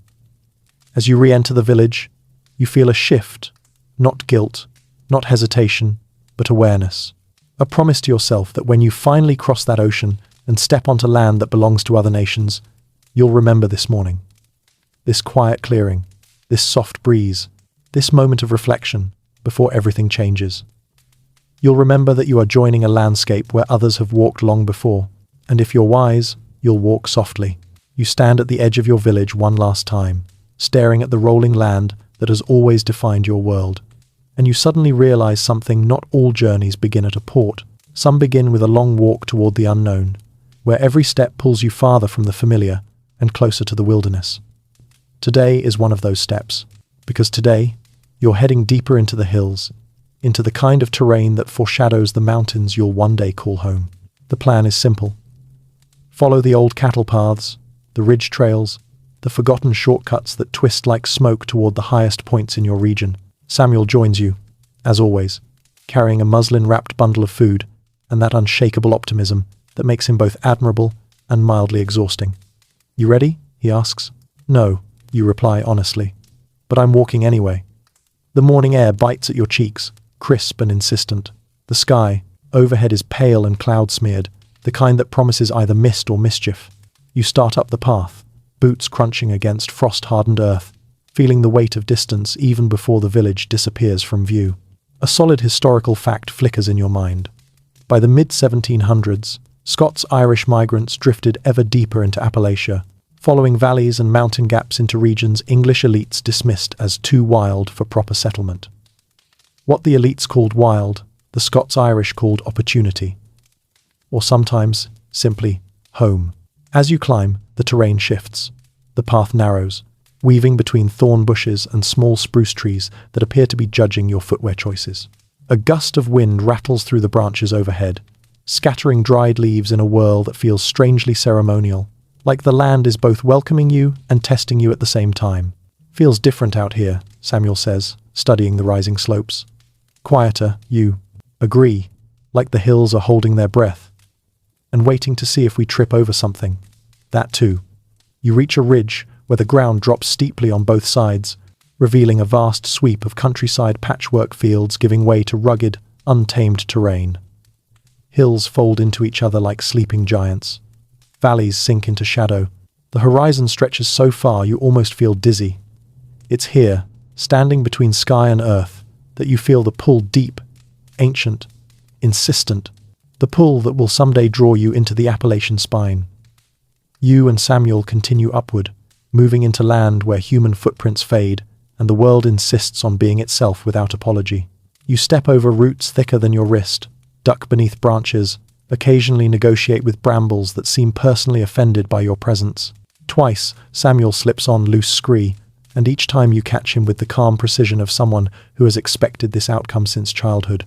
"Thank you," he mutters the second time. "You're welcome. Try moving your legs in the correct order." He glares. They slipped.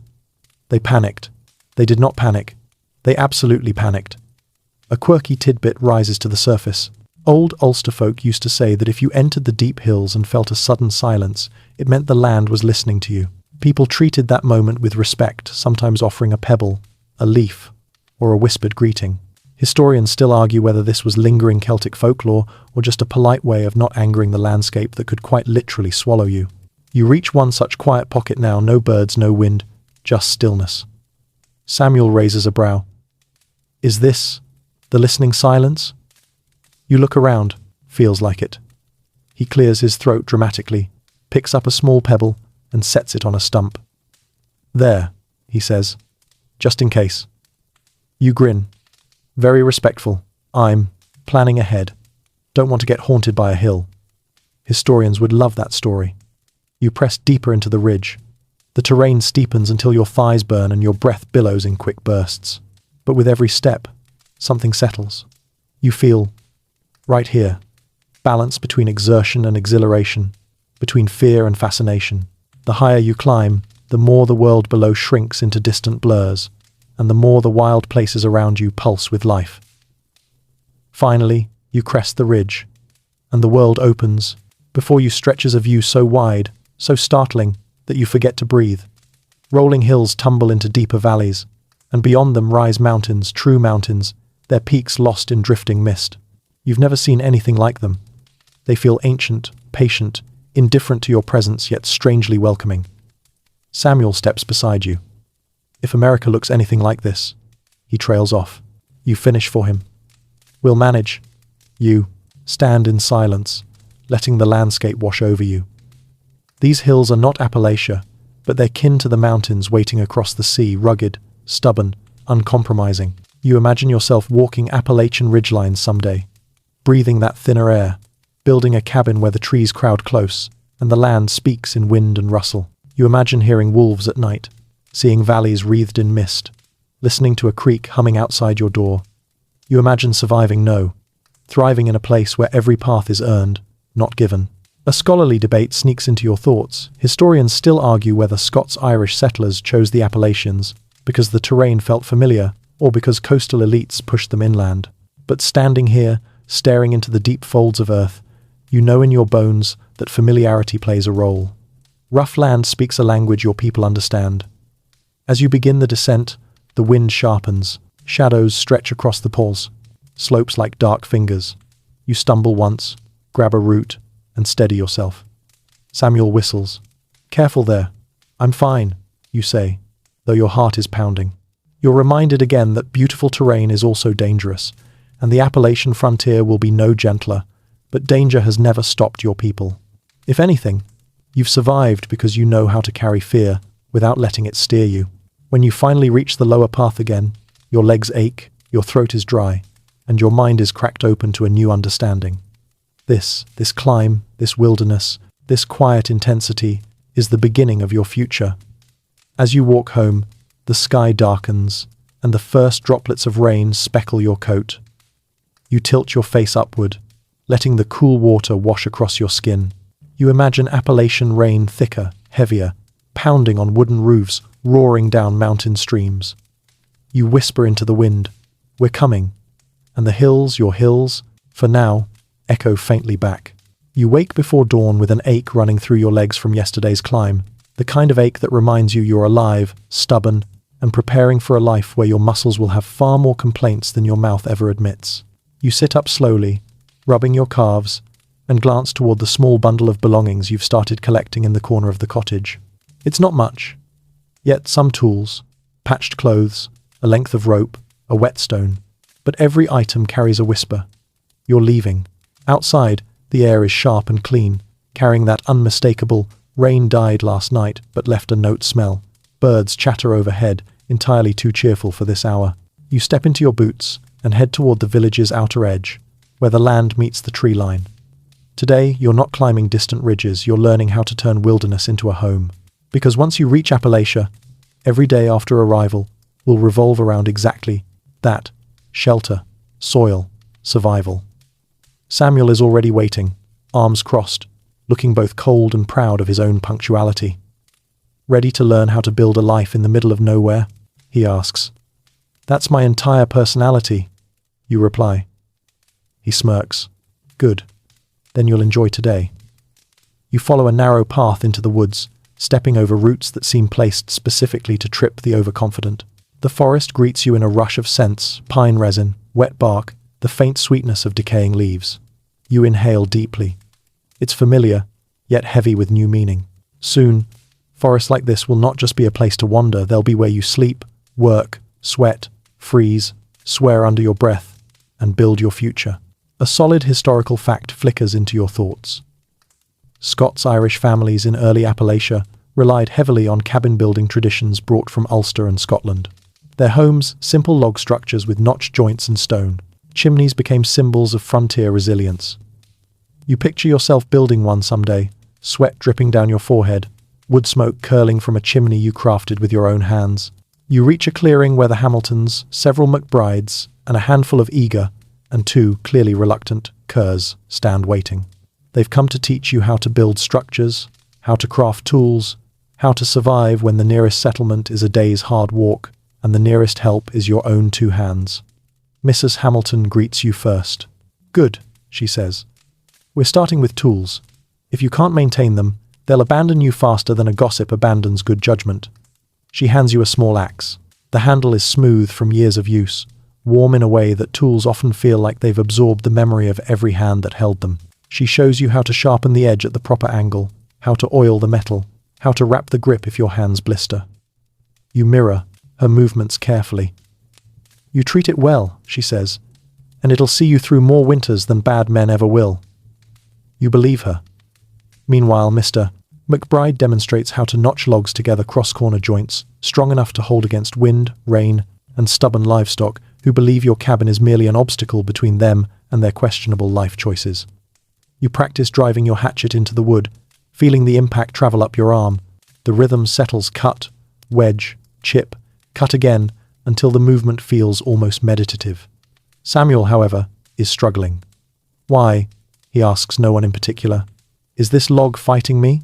"It senses weakness," you say. "You're not helping." "I'm motivating you." "No, you're mocking me." Those are the same thing. A few people laugh. Even the Kerr rooster, who somehow has returned from retirement and perched on a stump, lets out a judgmental crow. A quirky tidbit wanders into your memory. In Ulster, some families believed a cabin's first log should be laid at dawn for good luck. Others insisted the first log must face east to catch the morning light. Historians still argue whether this tradition reflected practicality, superstition, or simply a desire to avoid building in the dark. But as you watch the McBrides align the practice logs with practiced precision, you understand the mixture of ritual and necessity in every movement. Next, Mrs. McBride teaches foraging, pointing out edible greens, explaining which mushrooms mean food and which mean funeral. "Don't eat anything," Samuel identifies, she says, loudly enough that the trees themselves hear. Samuel glares. "I can identify things." "Yes," you say. very confidently. That's the problem. He throws a leaf at you. It bounces off your shoulder with all the menace of a lazy butterfly. By midday, you've practiced building a small shelter frame, learned to twist rope from bark, fibers, and attempted, with limited success, to start a fire using flint and steel. Smoke curls upward from your meager spark, drifting toward the canopy before dissolving in the sunlit air. This, Mr. Hamilton says, clapping you on the back, is what you'll need in America. Strength, patience, a willingness to swear quietly so your children don't pick up new vocabulary. You grin. Swear quietly. Got it. And remember, he adds, your first cabin won't be pretty. Some lean, some sag, some look like they're apologizing for existing. But a home is a home. You imagine that first cabin in the Appalachians, rough-hewn logs, a stone hearth, a narrow window, maybe a wool blanket pinned over the doorway on cold nights. You imagine the scent of wood smoke, the sound of wolves calling from the ridges, the glow of firelight dancing on faces you've crossed an ocean with. The idea doesn't terrify you anymore. It feels right. A scholarly debate filters through. Your thoughts, historians still argue whether Scots-Irish cabin building shaped Appalachian culture, or whether the rugged landscape forced adaptations that created a distinct mountain style. But watching the villagers work together, you know the truth. Homes are born from necessity and stubbornness in equal measure. As afternoon fades into gold, everyone gathers by a small fire. Mrs. Hamilton hands out mugs of warm broth, and the group settles into easy conversation. Someone tells a story about the time a goat got trapped in a half-built cabin. Someone else describes the loudest thunderstorm they ever survived. Even the cur rooster seems momentarily peaceful, preening instead of plotting. You sip your broth slowly, warmth spreading through your chest. You look around, faces smudged with dirt, hands calloused from labor, voices softened by the glow of the fire, and realize something truly profound. You're not learning how to build a cabin, you're learning how to build a life. Piece by piece, beam by beam, choice by choice. And soon, on the far side of an ocean, you'll use these lessons to construct a home in the deep folds of the Appalachians, where the world is wild, the land is stubborn, and life is forged rather than given. As the fire crackles low and the first stars prick through the evening sky, you whisper to Samuel, "We're going to make it." He nods, quiet but confident. "Aye, we will." And you believe him. Because today, in this clearing, surrounded by voices and laughter, and the scent of pine smoke, you finally believe in yourself too. You wake the next morning with blisters on your palms, and the faint smell of smoke still tangled in your hair. The aches from yesterday's work simmer quietly under your skin, reminding you that your body is undergoing its own kind of apprenticeship. But today's lesson isn't about tools or cabins. Today, you're learning something far more unpredictable. How people keep order when there's no authority but themselves. When you step outside, you spot Samuel leaning against the fence, arms crossed, wearing the expression of someone who has important news but is pretending it's no big deal. "Well?" you ask. "There's been trouble," he says. "Out by the mill. Trouble as in someone stole a chicken, or trouble as in someone is accusing someone of stealing a chicken they did not, in fact, steal." He sighs. "Neither. This time it's worse." "Of course it is." The two of you make your way down the muddy track toward the mill, boots slipping on damp earth as mist skims the grass like ghostly fingertips. When you arrive, you see a circle of villagers standing outside. Some have arms folded, some whisper sharply, others look like they're quietly preparing to referee a fistfight. "Who started it?" you whisper. "Does it matter?" Samuel answers. "It never matters." Frontier disputes, whether in Ulster or in America, operate on a strange logic. They start small, grow fast, and resolve spectacularly, usually involving shouting, improvised rules, and at least one person dramatically storming off. Today's argument involves a boundary line between two neighboring fields. Not surprising. Boundaries are sacred here, not because of land itself, but because of what they represent. Pride, autonomy, and the eternal human desire not to let your neighbor steal 3 inches of dirt simply because he eyeballed it. A solid historical fact rises in your mind, long before they arrived in Appalachia. Scots-Irish communities in Ulster developed strong, informal codes of frontier justice, fast resolutions, stern warnings, and community-driven punishment. when formal courts were too far away or too slow. This tradition, carried across the Atlantic, helped shape early backcountry law. Harsh, immediate, improvised, but effective. Right now, you're watching that tradition in action.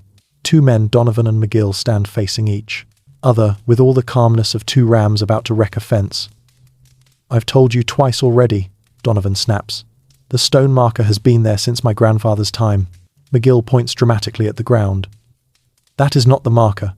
That is a rock, a random rock, a rock that could have rolled there during the last storm. They don't roll uphill. You don't know what my storms are capable of."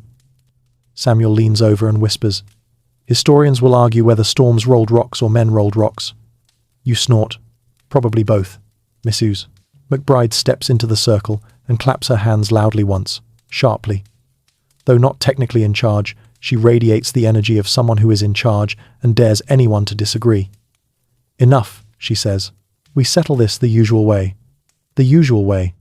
Everyone nods. Even Donovan and McGill look relieved. A quirky tidbit drifts up. Scots-Irish communities often settle disputes through a mixture of tradition, humour, and intimidation, ranging from mediators to faction fights, to symbolic gestures like forcing someone to apologise publicly with a slightly ridiculous task. Historians still argue whether this forged community cohesion or simply institutionalised creative chaos. Today's method is simple. Find 3 impartial villagers, have them inspect the land, and collectively declare who's right. No court, no fancy paperwork, just judgment delivered with the efficiency of a hammer falling on a nail. You're drafted as one of the inspectors. Wonderful. You, Samuel, and Mrs. Hamilton walk the disputed line. You check the soil, the slope, the placement of stones. Mrs. Hamilton squints so intensely at the ground that you half expect her to interrogate it directly. "Looks like the original boundary follows this natural rise," she says. "Not the loose stones near the stream." Samuel nods. "Agreed." You crouch beside a cluster of roots. "Also, this tree's older than both of them," you say. "Roots don't lie." Mrs. Hamilton pats your shoulder. "Good eye." When you return, the crowd quiets. Donovan and McGill stare at you like you're about to announce which one of them wins control of a kingdom. "The boundary follows the rise," Mrs. Hamilton declares. "Not the stones." Donovan groans. McGill pumps a fist. The tension breaks instantly because that's how these things work. There's no appeal, no lengthy trial. The community spoke, and the matter is done. Everyone starts dispersing except Donovan, who begins muttering in exaggerated despair about losing land the width of a shoe, while Mrs. Kerr consoles him with unsolicited bread. Samuel nudges you. "See? Frontier justice." You nod. Efficient. And dramatic. Very dramatic. The two of you walk away from the mill, past the stream where water gurgles around moss-covered stones. The world feels calmer now, conflict resolved, pride bruised, but intact. Order restored through practical wisdom rather than distant authority. You exhale, feeling something shift inside you. These are the skills you'll need in America, not just building cabins or gathering kin, but knowing how to keep peace when there's no magistrate nearby, when disputes spark in seconds, when communities have to police themselves because no one else will. A scholarly debate echoes in your thoughts. Historians still argue whether frontier justice hardened the Scots-Irish or whether their hard edges shaped Appalachian law. But standing here, you understand. It's both. The people shape the place, and the place shapes the people. As you walk back toward the village, Samuel says softly, "Do you think we'll settle arguments like this in America?" "Probably," you reply, "except instead of rocks and fields, it'll be trees and hunting traps. And logs rolling in storms. They do not roll uphill. We'll see." You both laugh, as the sun dips low, casting amber light across the fields. A sense of certainty settles over you. This quick wit, communal strength, informal order, is part of what you're taking across the ocean. When laws are distant and land is wild, justice becomes a shared craft. And the Scots-Irish, with all their stubborn hearts and loud debates, have mastered that craft in ways that will shape the mountains of Appalachia for centuries to come. You wake to the sound of something soft and familiar, someone humming. Not a full song, not a proper melody, just the kind of wandering tune people make when their hands are busy and their hearts are distracted. You lie there for a moment, letting it seep into your bones. Music has always been part of your world, but lately it feels heavier, sweeter, more important. Because when you leave this land, you're not just taking tools or memories, you're taking sound, rhythm, the pulse of your people carried in breath and string. When you step outside, you find the village alive with an unusual hum of activity. Someone is chopping firewood. Someone else is beating dust out of a rug with the fury of a martial artist. And from the Kerr cottage, you hear the unmistakable screech of a fiddle being tuned by someone who absolutely should have let an adult supervise. Samuel appears beside you, rubbing his ears. "They've started early," he mutters. "The fiddles, the singing, even Mrs. Donnelly is warming up her voice." "That's wonderful," you say. He gives you a skeptical look. "Wonderful? You know she sings like a kettle screaming for help." "Still wonderful, because today, though you didn't know it until this moment, is a day for music. A day when people gather to celebrate, mourn, hope, and remember all in the same breath. A day when you feel the full weight of heritage humming under your ribs. You follow the sounds to the village green, where people are setting up benches, lighting lanterns, creating a makeshift stage from 3 planks and a stump. It's not much, but Scots-Irish gatherings rarely need more than a flat surface and someone willing to stomp rhythmically. A solid historical fact surfaces. The Scots-Irish carried rich musical traditions into the Appalachians, especially fiddle music rooted in Scottish and Ulster styles. These tunes, fast reels, haunting airs, lively jigs, became the backbone of early mountain music and eventually evolved into old-time, bluegrass, and country traditions. When you listen to Appalachian music centuries from now, you'll hear echoes of this very moment. Mrs. McBride spots you. "Good," she says. "You're here to help." "To help what?" you ask.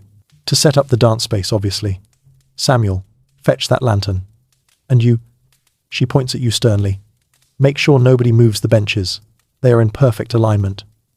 "I can do that," you say. "You better," she replies. People gather slowly, forming, small clusters laughing, whispering, adjusting shawls. Children chase each other between the benches. Somewhere, someone is practicing a bodhran rhythm that is either brilliant or deeply confused. Hard to tell.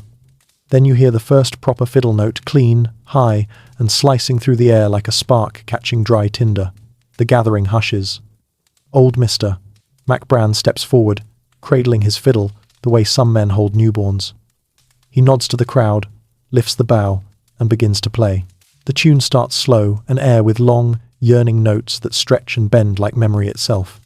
The sound pulls at your chest, at the soft places you didn't realize were tender. You close your eyes. In the music, you hear the wind of the Scottish lowlands, where your ancestors once walked. You hear the rough waves of Ulster shores.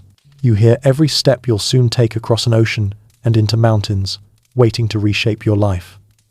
Samuel nudges you. You look like you're about to cry. "I'm appreciating the music." "Uh-huh." He isn't wrong, but you glare at him anyway. The song shifts, tempo lifting, rhythm quickening, until feet start tapping, hands start clapping, and children start spinning in small, chaotic circles. Soon the whole village is moving, stomping, laughing, swinging arms. Even the Kerr rooster, positioned on a fence post with uncanny musical timing, crows exactly on the downbeat. A quirky tidbit floats into your thoughts. Some Scots-Irish fiddlers swore their instruments had personalities, stubborn ones. They claimed certain foxglove-infused varnishes made a fiddle temperamental, or that storing an instrument near the hearth made it warmer in tone.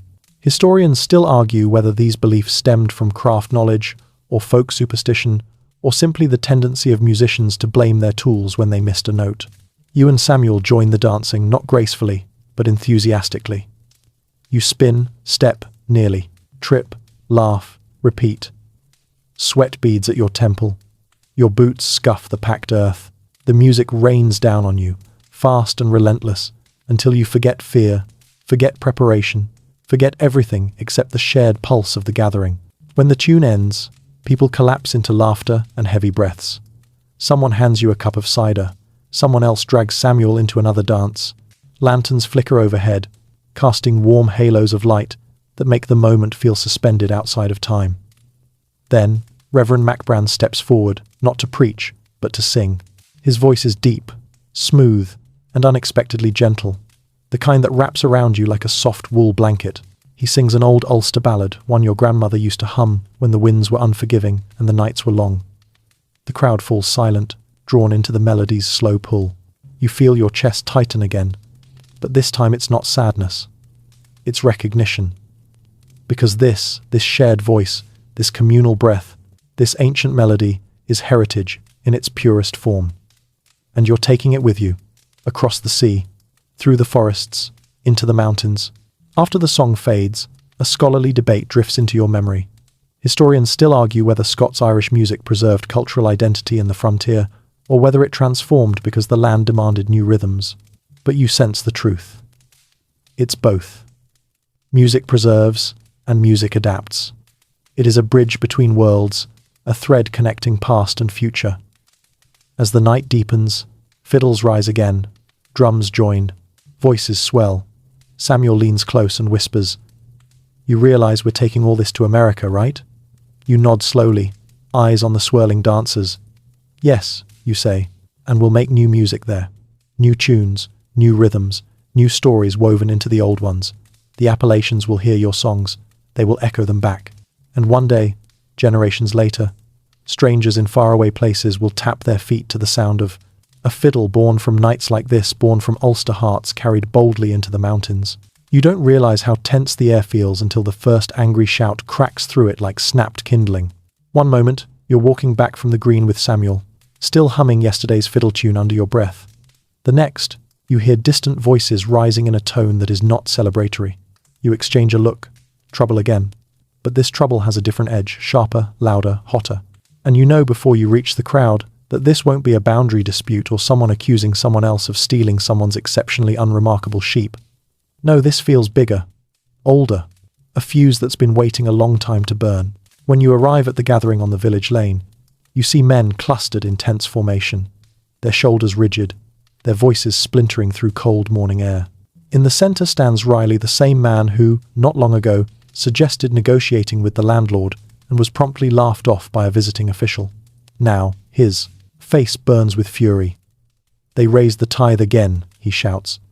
"And they arrested Seamus in the next village for refusing to pay, arrested him for trying to feed his own family."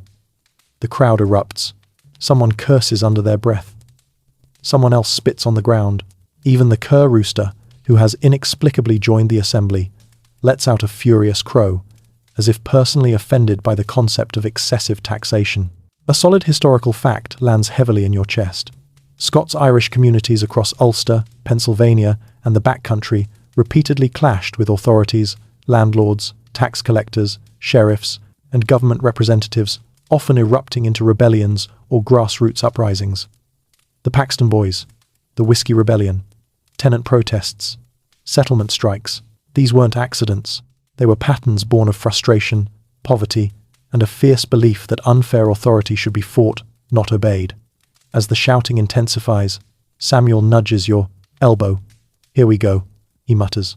You nod grimly, because you can feel it, a shift in the crowd's energy, a storm gathering beneath skin and bone. And storms like this don't blow over quietly. Riley continues, pacing like a man possessed. "They take our grain, they take our coin, they take our land, and now they take our dignity. If we don't act, we'll have nothing left." Missus McBride steps forward, voice steady despite the heat of the moment. "Act how, Riley? Storm the landlord's house? That never ends well. It ends better than surrender." He fires back. The crowd grumbles. Heads nod. A few raise fists. You inhale deeply, heart pounding. This is how rebellions begin, not with strategy, but with shared pain tightening like a noose. You clear your throat softly, cautiously. "Before we light torches we can't put out," you say. "Maybe we should decide what we're actually trying to do." Riley turns to you, eyes burning. "What we're trying to do," he says, "is survive." "Fair enough." Samuel steps beside you. "But survival requires more than anger," he says. "It needs a plan." A murmur ripples through the crowd. Even Riley pauses. The villagers gather closer, forming a tight ring of tense, expectant faces. You feel their eyes on you, people who've grown up with you, argued with you, shared meals with you, danced with you, prepared to leave with you. Now they want your voice. And for once, you don't shy from it. "How much longer?" you ask quietly. "Will we tolerate being ruled by men who don't know our lives?" Silence falls like a dropped stone. You continue. We've seen the pattern every year, rents rising, tithes tightening, laws shifting against us. And soon we won't just refuse to pay, we'll refuse to stay. A few nods, a few murmurs. Even the rooster emits a soft but supportive cluck. But until we leave, you add, we need to protect one another, firmly, fearlessly, and with enough unity that they can't pick us off one by one. Mrs. Hamilton steps forward. A watch group, she says simply. We organize ourselves. We stand together. A spark jumps from person to person. The storm finds direction. Riley points at you. And if they arrest one of us? Then, you say, they answer to all of us. A cheer rises, not wild, not reckless, but resolute. A low rumble of agreement fueled by exhaustion and pride. Some Scots-Irish groups formed informal regulator squads, bands of ordinary settlers who confronted corrupt officials, defended neighbours, or marched on tax offices with as much organisation as anger allowed. Historians still argue whether these groups were proto-democratic protectors of the people or dangerous vigilantes, but the truth, like most truths, lies somewhere in the middle. And now, here in your village, something similar is forming. You and Samuel spend the next hour helping. Organise roles, watch rotations, communication signals, ways to alert neighbouring families if trouble strikes. Riley handles the fiery speeches. Mrs. McBride handles the logistics because she considers incompetence a personal insult. Mr. Kerr volunteers, but is immediately asked to keep his rooster out of any situation involving diplomacy. Tensions ease slightly once purpose replaces outrage. As the crowd disperses, Reverend MacBran approaches quietly. You spoke well, he says. You shrug.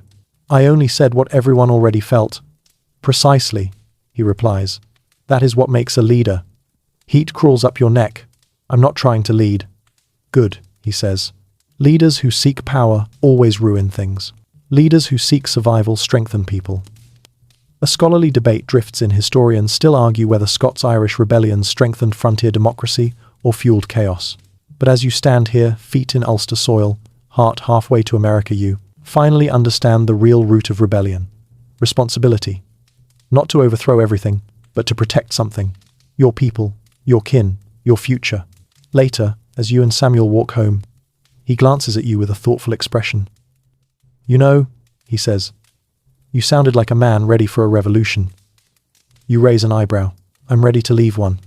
He laughs softly. Then you'll fit right in on the frontier. As the evening settles over the land, casting long shadows across stone walls and fields, you feel a steady hum inside you. Not fear, not anger. Resolve. You are leaving a land that pushes you down. You are heading toward a land where you'll push back, where your voice matters, where your hands build, where your people stand strong, not beaten. And when the mountains rise around you, one day their ridges sharp, their forests deep, you will remember this moment as the spark that taught you not just how to survive, but how to resist. You feel the tension building. Weeks before the news reaches you, the kind of rumbling in the air that tells you the world is shifting, whether you're ready or not. It starts with whispers from the coast, then travellers bringing rumours along muddy roads, then letters passed from village to village with ink smudged by haste. And every message, every murmur, carries the same uneasy truth. Something is breaking in the American colonies. You're still packing, selling, planning, preparing for your own departure when the next wave of rumour arrives like a cold gust. Talk of rebellion, protests, British soldiers marching, colonists shouting through city streets. The American Revolution hasn't fully ignited yet, but its sparks are flying fast enough to burn holes through the ocean's calm. One crisp morning, Samuel finds you by the well. He's breathless, holding a folded letter that looks like it's travelled half the world already. It's from Belfast, he says, handing it over. You open, pulled it with careful fingers. The writing is hurried, the sentence is jagged. America is changing. People speaking of rights. Frontier men preparing to fight. Presbyterians expected to take sides. British power stretching thin. You reread the last line twice. Samuel watches your face.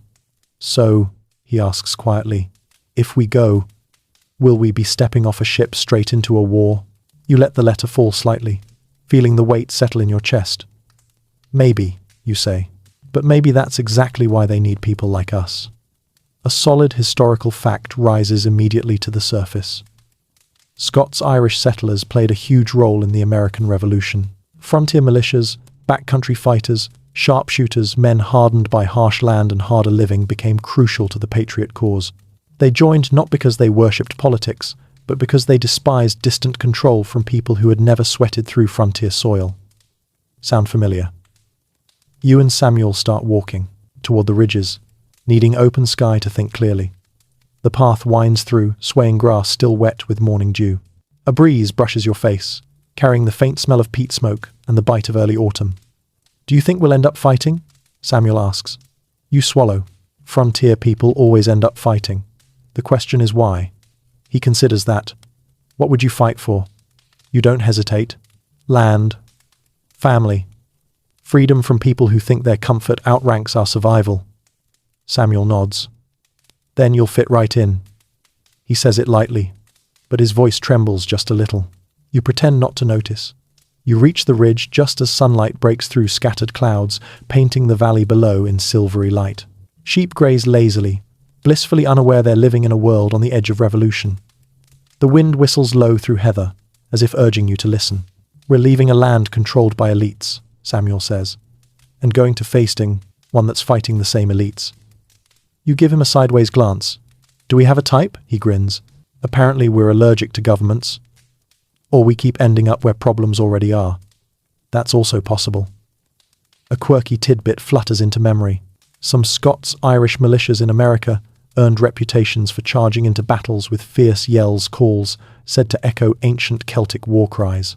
Historians still argue whether these cries were real traditions or enthusiastic reinventions by men who wanted to frighten their enemies and entertain themselves. Either way, their reputation spread, sometimes exaggerated, sometimes earned. You can almost imagine it now, standing on a forested slope in America, musket in hand, heart hammering, howling into the chaos, not out of savagery, but out of survival, identity, and defiance. You shiver, though the wind isn't cold.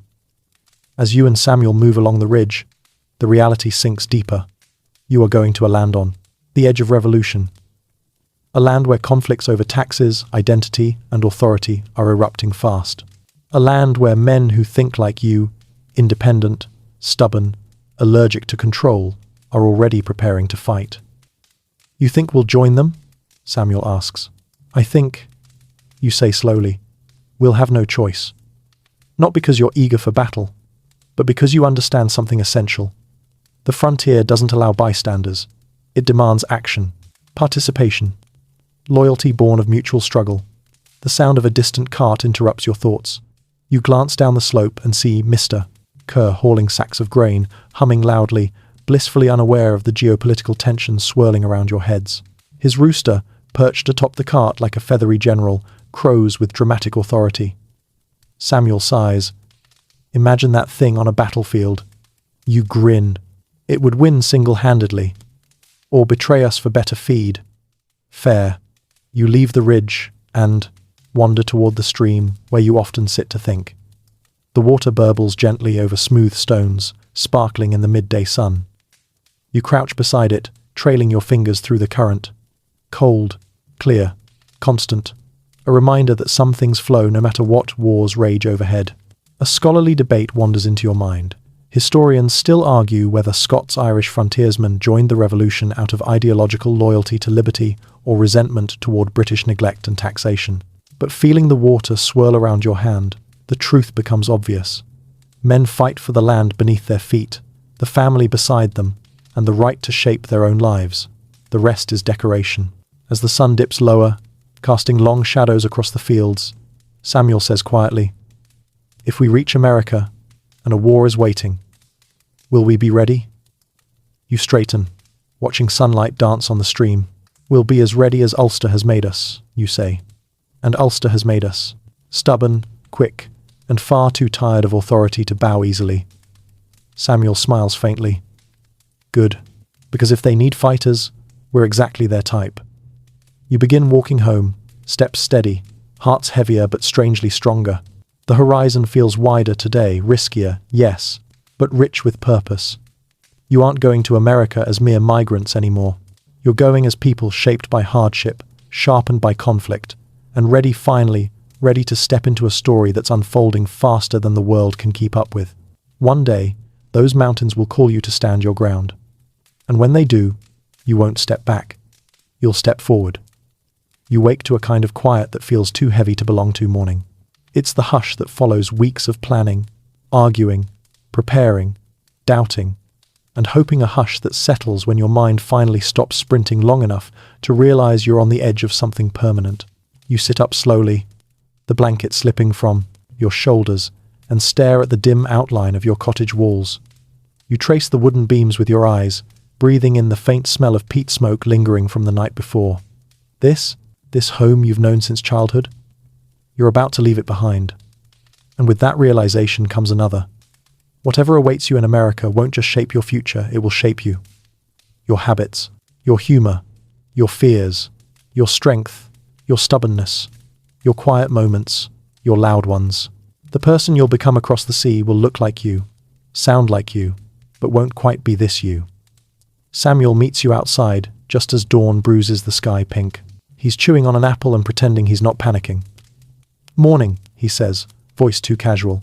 "How bad is it?" you ask. He shrugs. "Somewhere between perfectly fine and I've definitely seen death in the trees." That sounds about right. You start walking together toward the ridge trail, needing space between you and the village to clear your thoughts. The grass is still wet with dew. The soil squishes beneath your boots. Birds chirp with irritating optimism. "I've been thinking," Samuel says. "Oh no, hush, serious thinking." You raise an eyebrow. He kicks a stone. "What kind of people will we become over there?" You inhale sharply, because that's the question. Not will the ship hold? Not will we survive the crossing? Not even will the Americans throw us into their war the moment we land? But who will you be on the other side? "That depends," you say softly. "On the land, on the neighbors, on the mountains, on us," he adds. You nod. "Mostly on us." A solid historical fact rises in your mind. Scots-Irish settlers didn't just blend into American culture, they shaped entire regions with their independence, levity, suspicion of authority, competitive hospitality, quick humor, fierce loyalty, and a sense of identity, woven from both hardship and pride. Their speech, music, food, humor, and stubborn resilience became the backbone of Appalachian identity for generations. You picture it now, your people stepping into the endless forests, trading with strangers, raising cabins from raw earth, singing into the night, gathering in tight-knit hollows, making jokes in the face of things that would break lesser men, passing on a culture shaped by mountains that echo every footstep. You and Samuel stop at the ridge, overlook the same place where the sky always feels too large, too wild, too full of possibility. Samuel sits on a rock, elbows on knees. "Do you think we'll still sound Ulster in America?" "Yes," you say, "but different. The vowels will stretch, the cadence will change, words will blend. And future generations? They'll have mountain voices." He smiles softly at that. A quirky tidbit drifts in. Some early American writers said Scots-Irish speech rolled like stones down a hill, fast, uneven, musical, and impossible to ignore.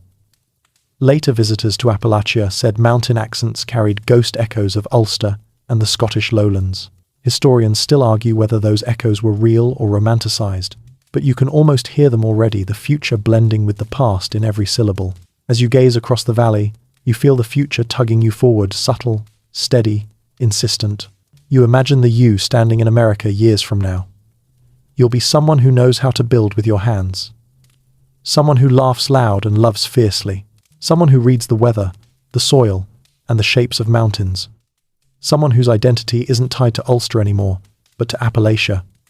Someone defined not by landlords, but by land. Samuel breaks the silence.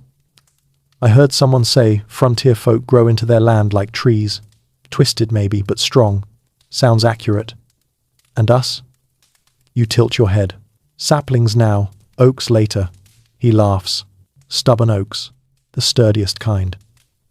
You start walking again, moving deeper into the trail, where brambles grab at your clothes and the air smells of damp earth and wood smoke. The world feels ancient here, full of secrets waiting to be learned and carried. "This place," Samuel says quietly, "made us tough. America will make us tougher." And Appalachia, you smile. That will make us, us. He lets that settle. A scholarly debate flickers into your thoughts. Historians still argue whether Appalachian identity was created by Scots-Irish settlers, or whether the harsh, isolated terrain forged a new kind of person altogether. The likely answer is both. Culture never holds still. It shifts in the hands of those brave or foolish enough to shape it. You reach a large fallen log and sit together, watching sunlight pour slowly across the land. "This is the last time we'll ever stand here as Ulster folk," Samuel says. You nod. "Next time we're here in our minds, we'll be halfway changed." He looks at you. "Do you think we'll miss who we were?" You think long and hard. Some parts, yes, but not the parts that were boxed in. Not the parts shaped by struggle we didn't choose. The parts we'll keep are the parts we made ourselves. He exhales deeply, like releasing a weight he's been carrying. You start tracing a pattern on the ground with your boot loops, swirls, ridges, until the dirt reveals a shape that looks almost like a mountain range. Samuel notices. "Already practicing?" You smile. "Always." As the sun climbs higher, and as the horizon stretches wider, something in you shifts permanently. You're not just preparing to leave Ulster. You're preparing to become someone new, someone shaped by hills higher than these, waters wilder than these, and forests thicker than these. Someone Appalachian. Because identity isn't a heritage you carry, it's a landscape you grow into. You're packing again by the time the sun lifts over the hills, really packing this time. Not just collecting odds and ends or making lists you immediately lose under piles of wool. No. This is the packing that comes after a final decision has solidified into something irreversible. The kind of packing where you fold clothes slower than necessary because every fabric holds a memory, and you pause too long over objects you know you shouldn't bring but can't quite let go of yet. Your mother moves quietly around the cottage, helping without words. She folds blankets with steady hands, checks food stores, and occasionally pauses to look at a wall, a beam, a window, memorizing the shape of a home that won't exist much longer. She doesn't cry. Scots-Irish mothers rarely do. They store their tears for rainfall, when no one can prove anything. Samuel arrives just as you're tying your bundle, and he looks strangely formal, back straight, jaw set, eyes a little too bright. "It's happening," he says simply. "It is." And suddenly you realize something you've been avoiding for weeks. You're not the only one becoming someone new. Your entire community is shifting, stretching, reshaping, preparing to root itself in a land that has never heard your names, or your laughter, or your very particular complaints about weather. You walk together toward the village square, where families are gathering with the same heavy-limbed determination. Children chase chickens for the last time. Men load crates onto borrowed carts. Women whisper to each other in tight, emotional bundles of conversation. Someone's already misplaced a family heirloom and is blaming everyone but themselves. It's beautiful chaos.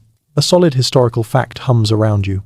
Once Scots-Irish families settled into the Appalachians, their customs didn't disappear, they adapted. Dialects shifted into mountain speech, building styles morphed into log cabin traditions, foodways absorbed native and frontier influences, and generations grew up with values forged from a blend of Ulster grit and Appalachian isolation. Over time, the region developed an identity so distinct that outsiders would eventually label it mountain folk, backwoods, or hill people, titles that missed the depth and history behind every syllable. You see the seeds of that identity now, in these faces, in these choices. Mrs. McBride corners you with 2 shawls draped over her arms. "Take one," she says. "It'll be cold in the mountains." "We're not in the mountains yet." "You will be," she replies firmly. "And you'll thank me when you don't freeze." You take the shawl. It smells faintly of smoke and lavender, home wrapped in wool. Next, Mr. Hamilton passes you a carved wooden spoon.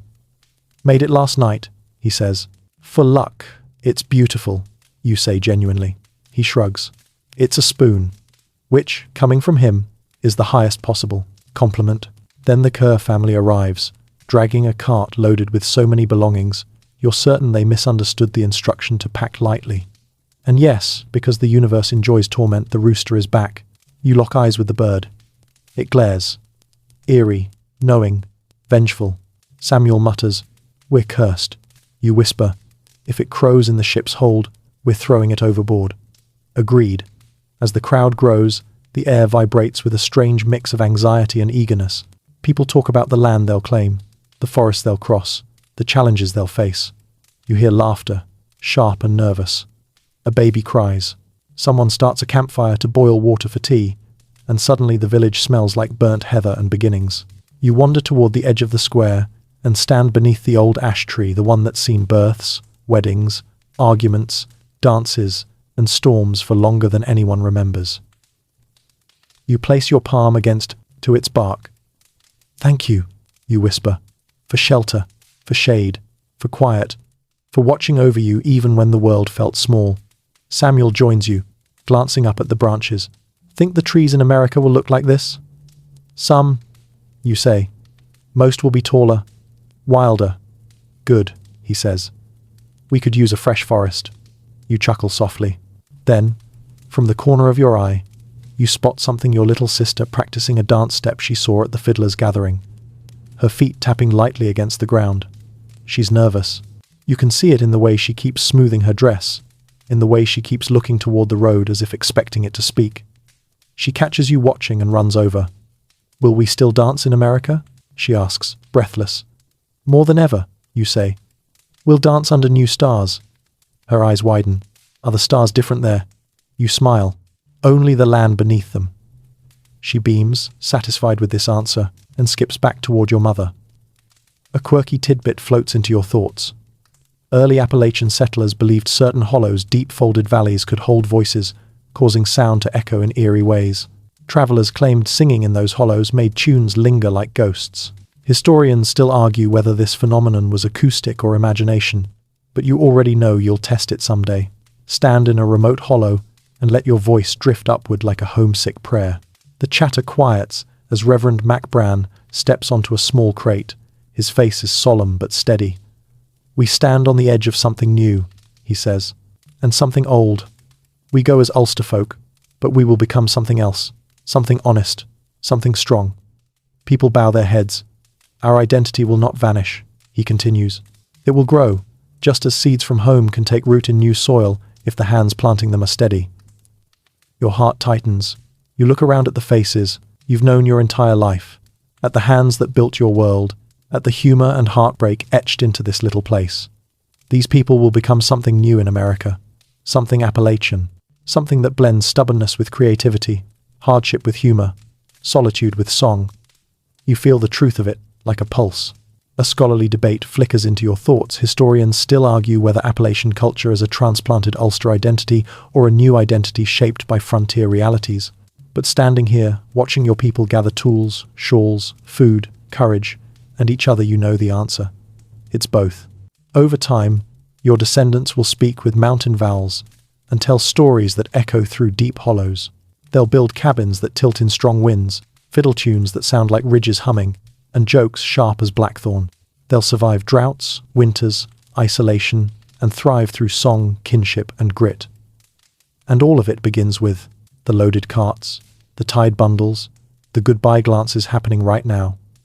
As the crowd begins to move slowly, like a single creature stretching its limbs, you inhale deeply. This is it. The moment Ulster begins becoming Appalachia. You leave the village at dawn, the wheels of the carts creaking like old bones waking up.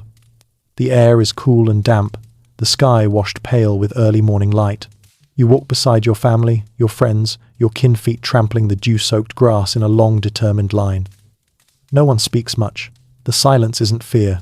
It's reverence, the kind of quiet that comes when everything familiar sits behind you, and everything unknown waits up ahead like a held breath.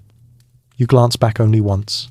Just once. The cottages, the fields, the low stone walls, it all looks smaller than you expected, almost delicate in the distance, as if the land itself is letting you go gently. Your mother doesn't look back at all. She walks forward with her chin lifted, shawl wrapped tightly around her shoulders.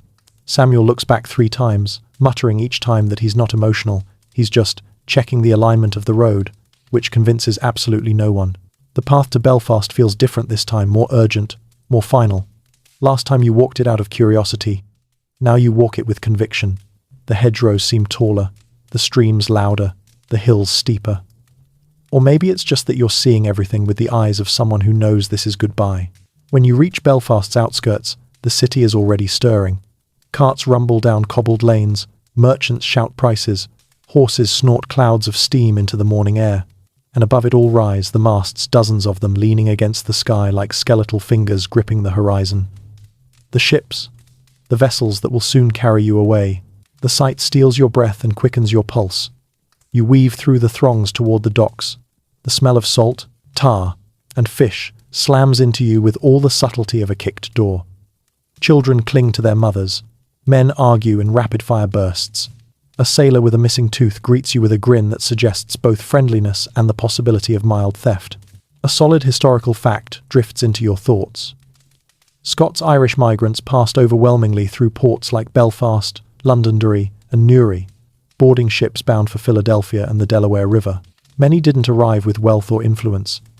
They arrived with grit, with faith, with kin networks, and with a stubborn refusal to let adversity win. You feel that stubbornness now. As you stand before the looming ship assigned to your group, the crew begins shouting instructions. The plank rattles underfoot as people start boarding. The hull is dark wood, weathered, patched, scarred from countless journeys. You run your hand along it, imagining storms battering these planks, waves slamming against them, the ship creaking through endless nights. Then you hear a familiar, unwelcome sound. Crow. The cur rooster has boarded. Absolutely not, you mutter. Samuel puts a hand on your shoulder. It's happening. Accept your fate. You sigh. The rooster stares at you with smug satisfaction. Just as you're about to step onto the plank, a tremor of fear ripples through you, not the fear of dying at sea, though that's certainly on the list, but the fear of losing yourself in the vastness of what lies ahead. Your mother touches your arm. Breathe, she whispers. This isn't the end of who you are. It's the beginning of who you will be. You nod, swallowing the tightness in your throat. The deck sways slightly under your boots as you step aboard. The ship smells of rope, seawater, and the dampness of too many voyages.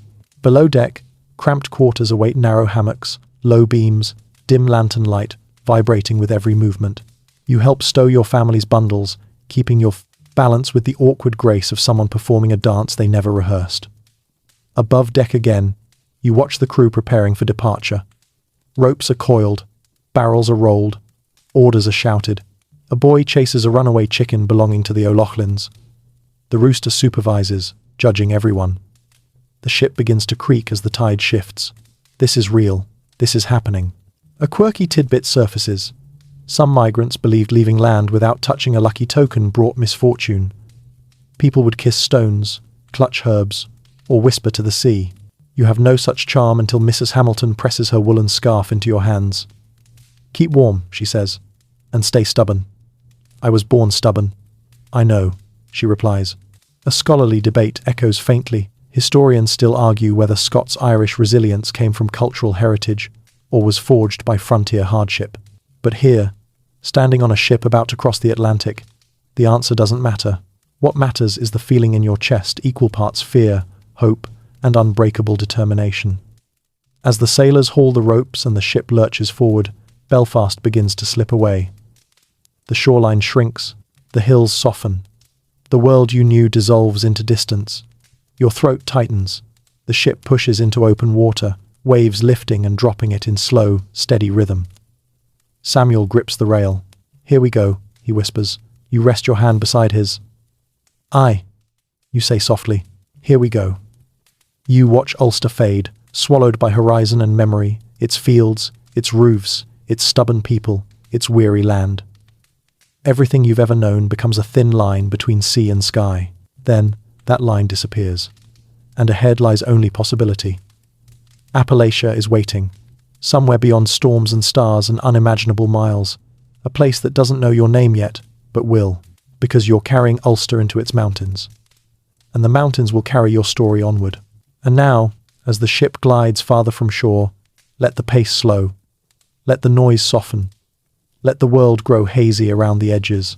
You move away from the rail and find a quiet spot along the deck, where the wooden boards warm under the midday sun, and the sea hums beneath you like a giant, drowsy heartbeat. The wind wraps around you, gentle now, tugging lightly at your hair, as if encouraging you to rest, to breathe, to drift. Your thoughts begin to settle, not in fear, not in sorrow, but in a soft, steady calm. The ocean stretches out in every direction, smooth as folded silk, shimmering with silver light. Each wave rises and falls with the slow confidence of something ancient and patient, something that wants you to surrender to its rhythm and let the tension seep from your shoulders. You close your eyes and picture the road ahead, the forests waiting far across the world, the mountains rising in deep blue layers, the valleys holding early morning mist like a cradle. You imagine the rustle of unfamiliar leaves, the glow of firelight in a new cabin, the echo of fiddle tunes drifting through night air. The future feels large, yes, but also gentle, like a horizon that leans forward to welcome you. Your heartbeat begins to match the rhythm of the waves, slow, steady, unhurried. Around you, the ship creaks softly, rocking as if it's singing a lullaby no one taught it. You breathe deeper, your body grows heavier, your mind loosened, warm, unknotted. Everything you've lived, everything you're becoming. It all settles into a single, soothing truth. You're safe. You're carried. You're moving toward a place meant for you. Sleep well, traveler. Your journey continues soon.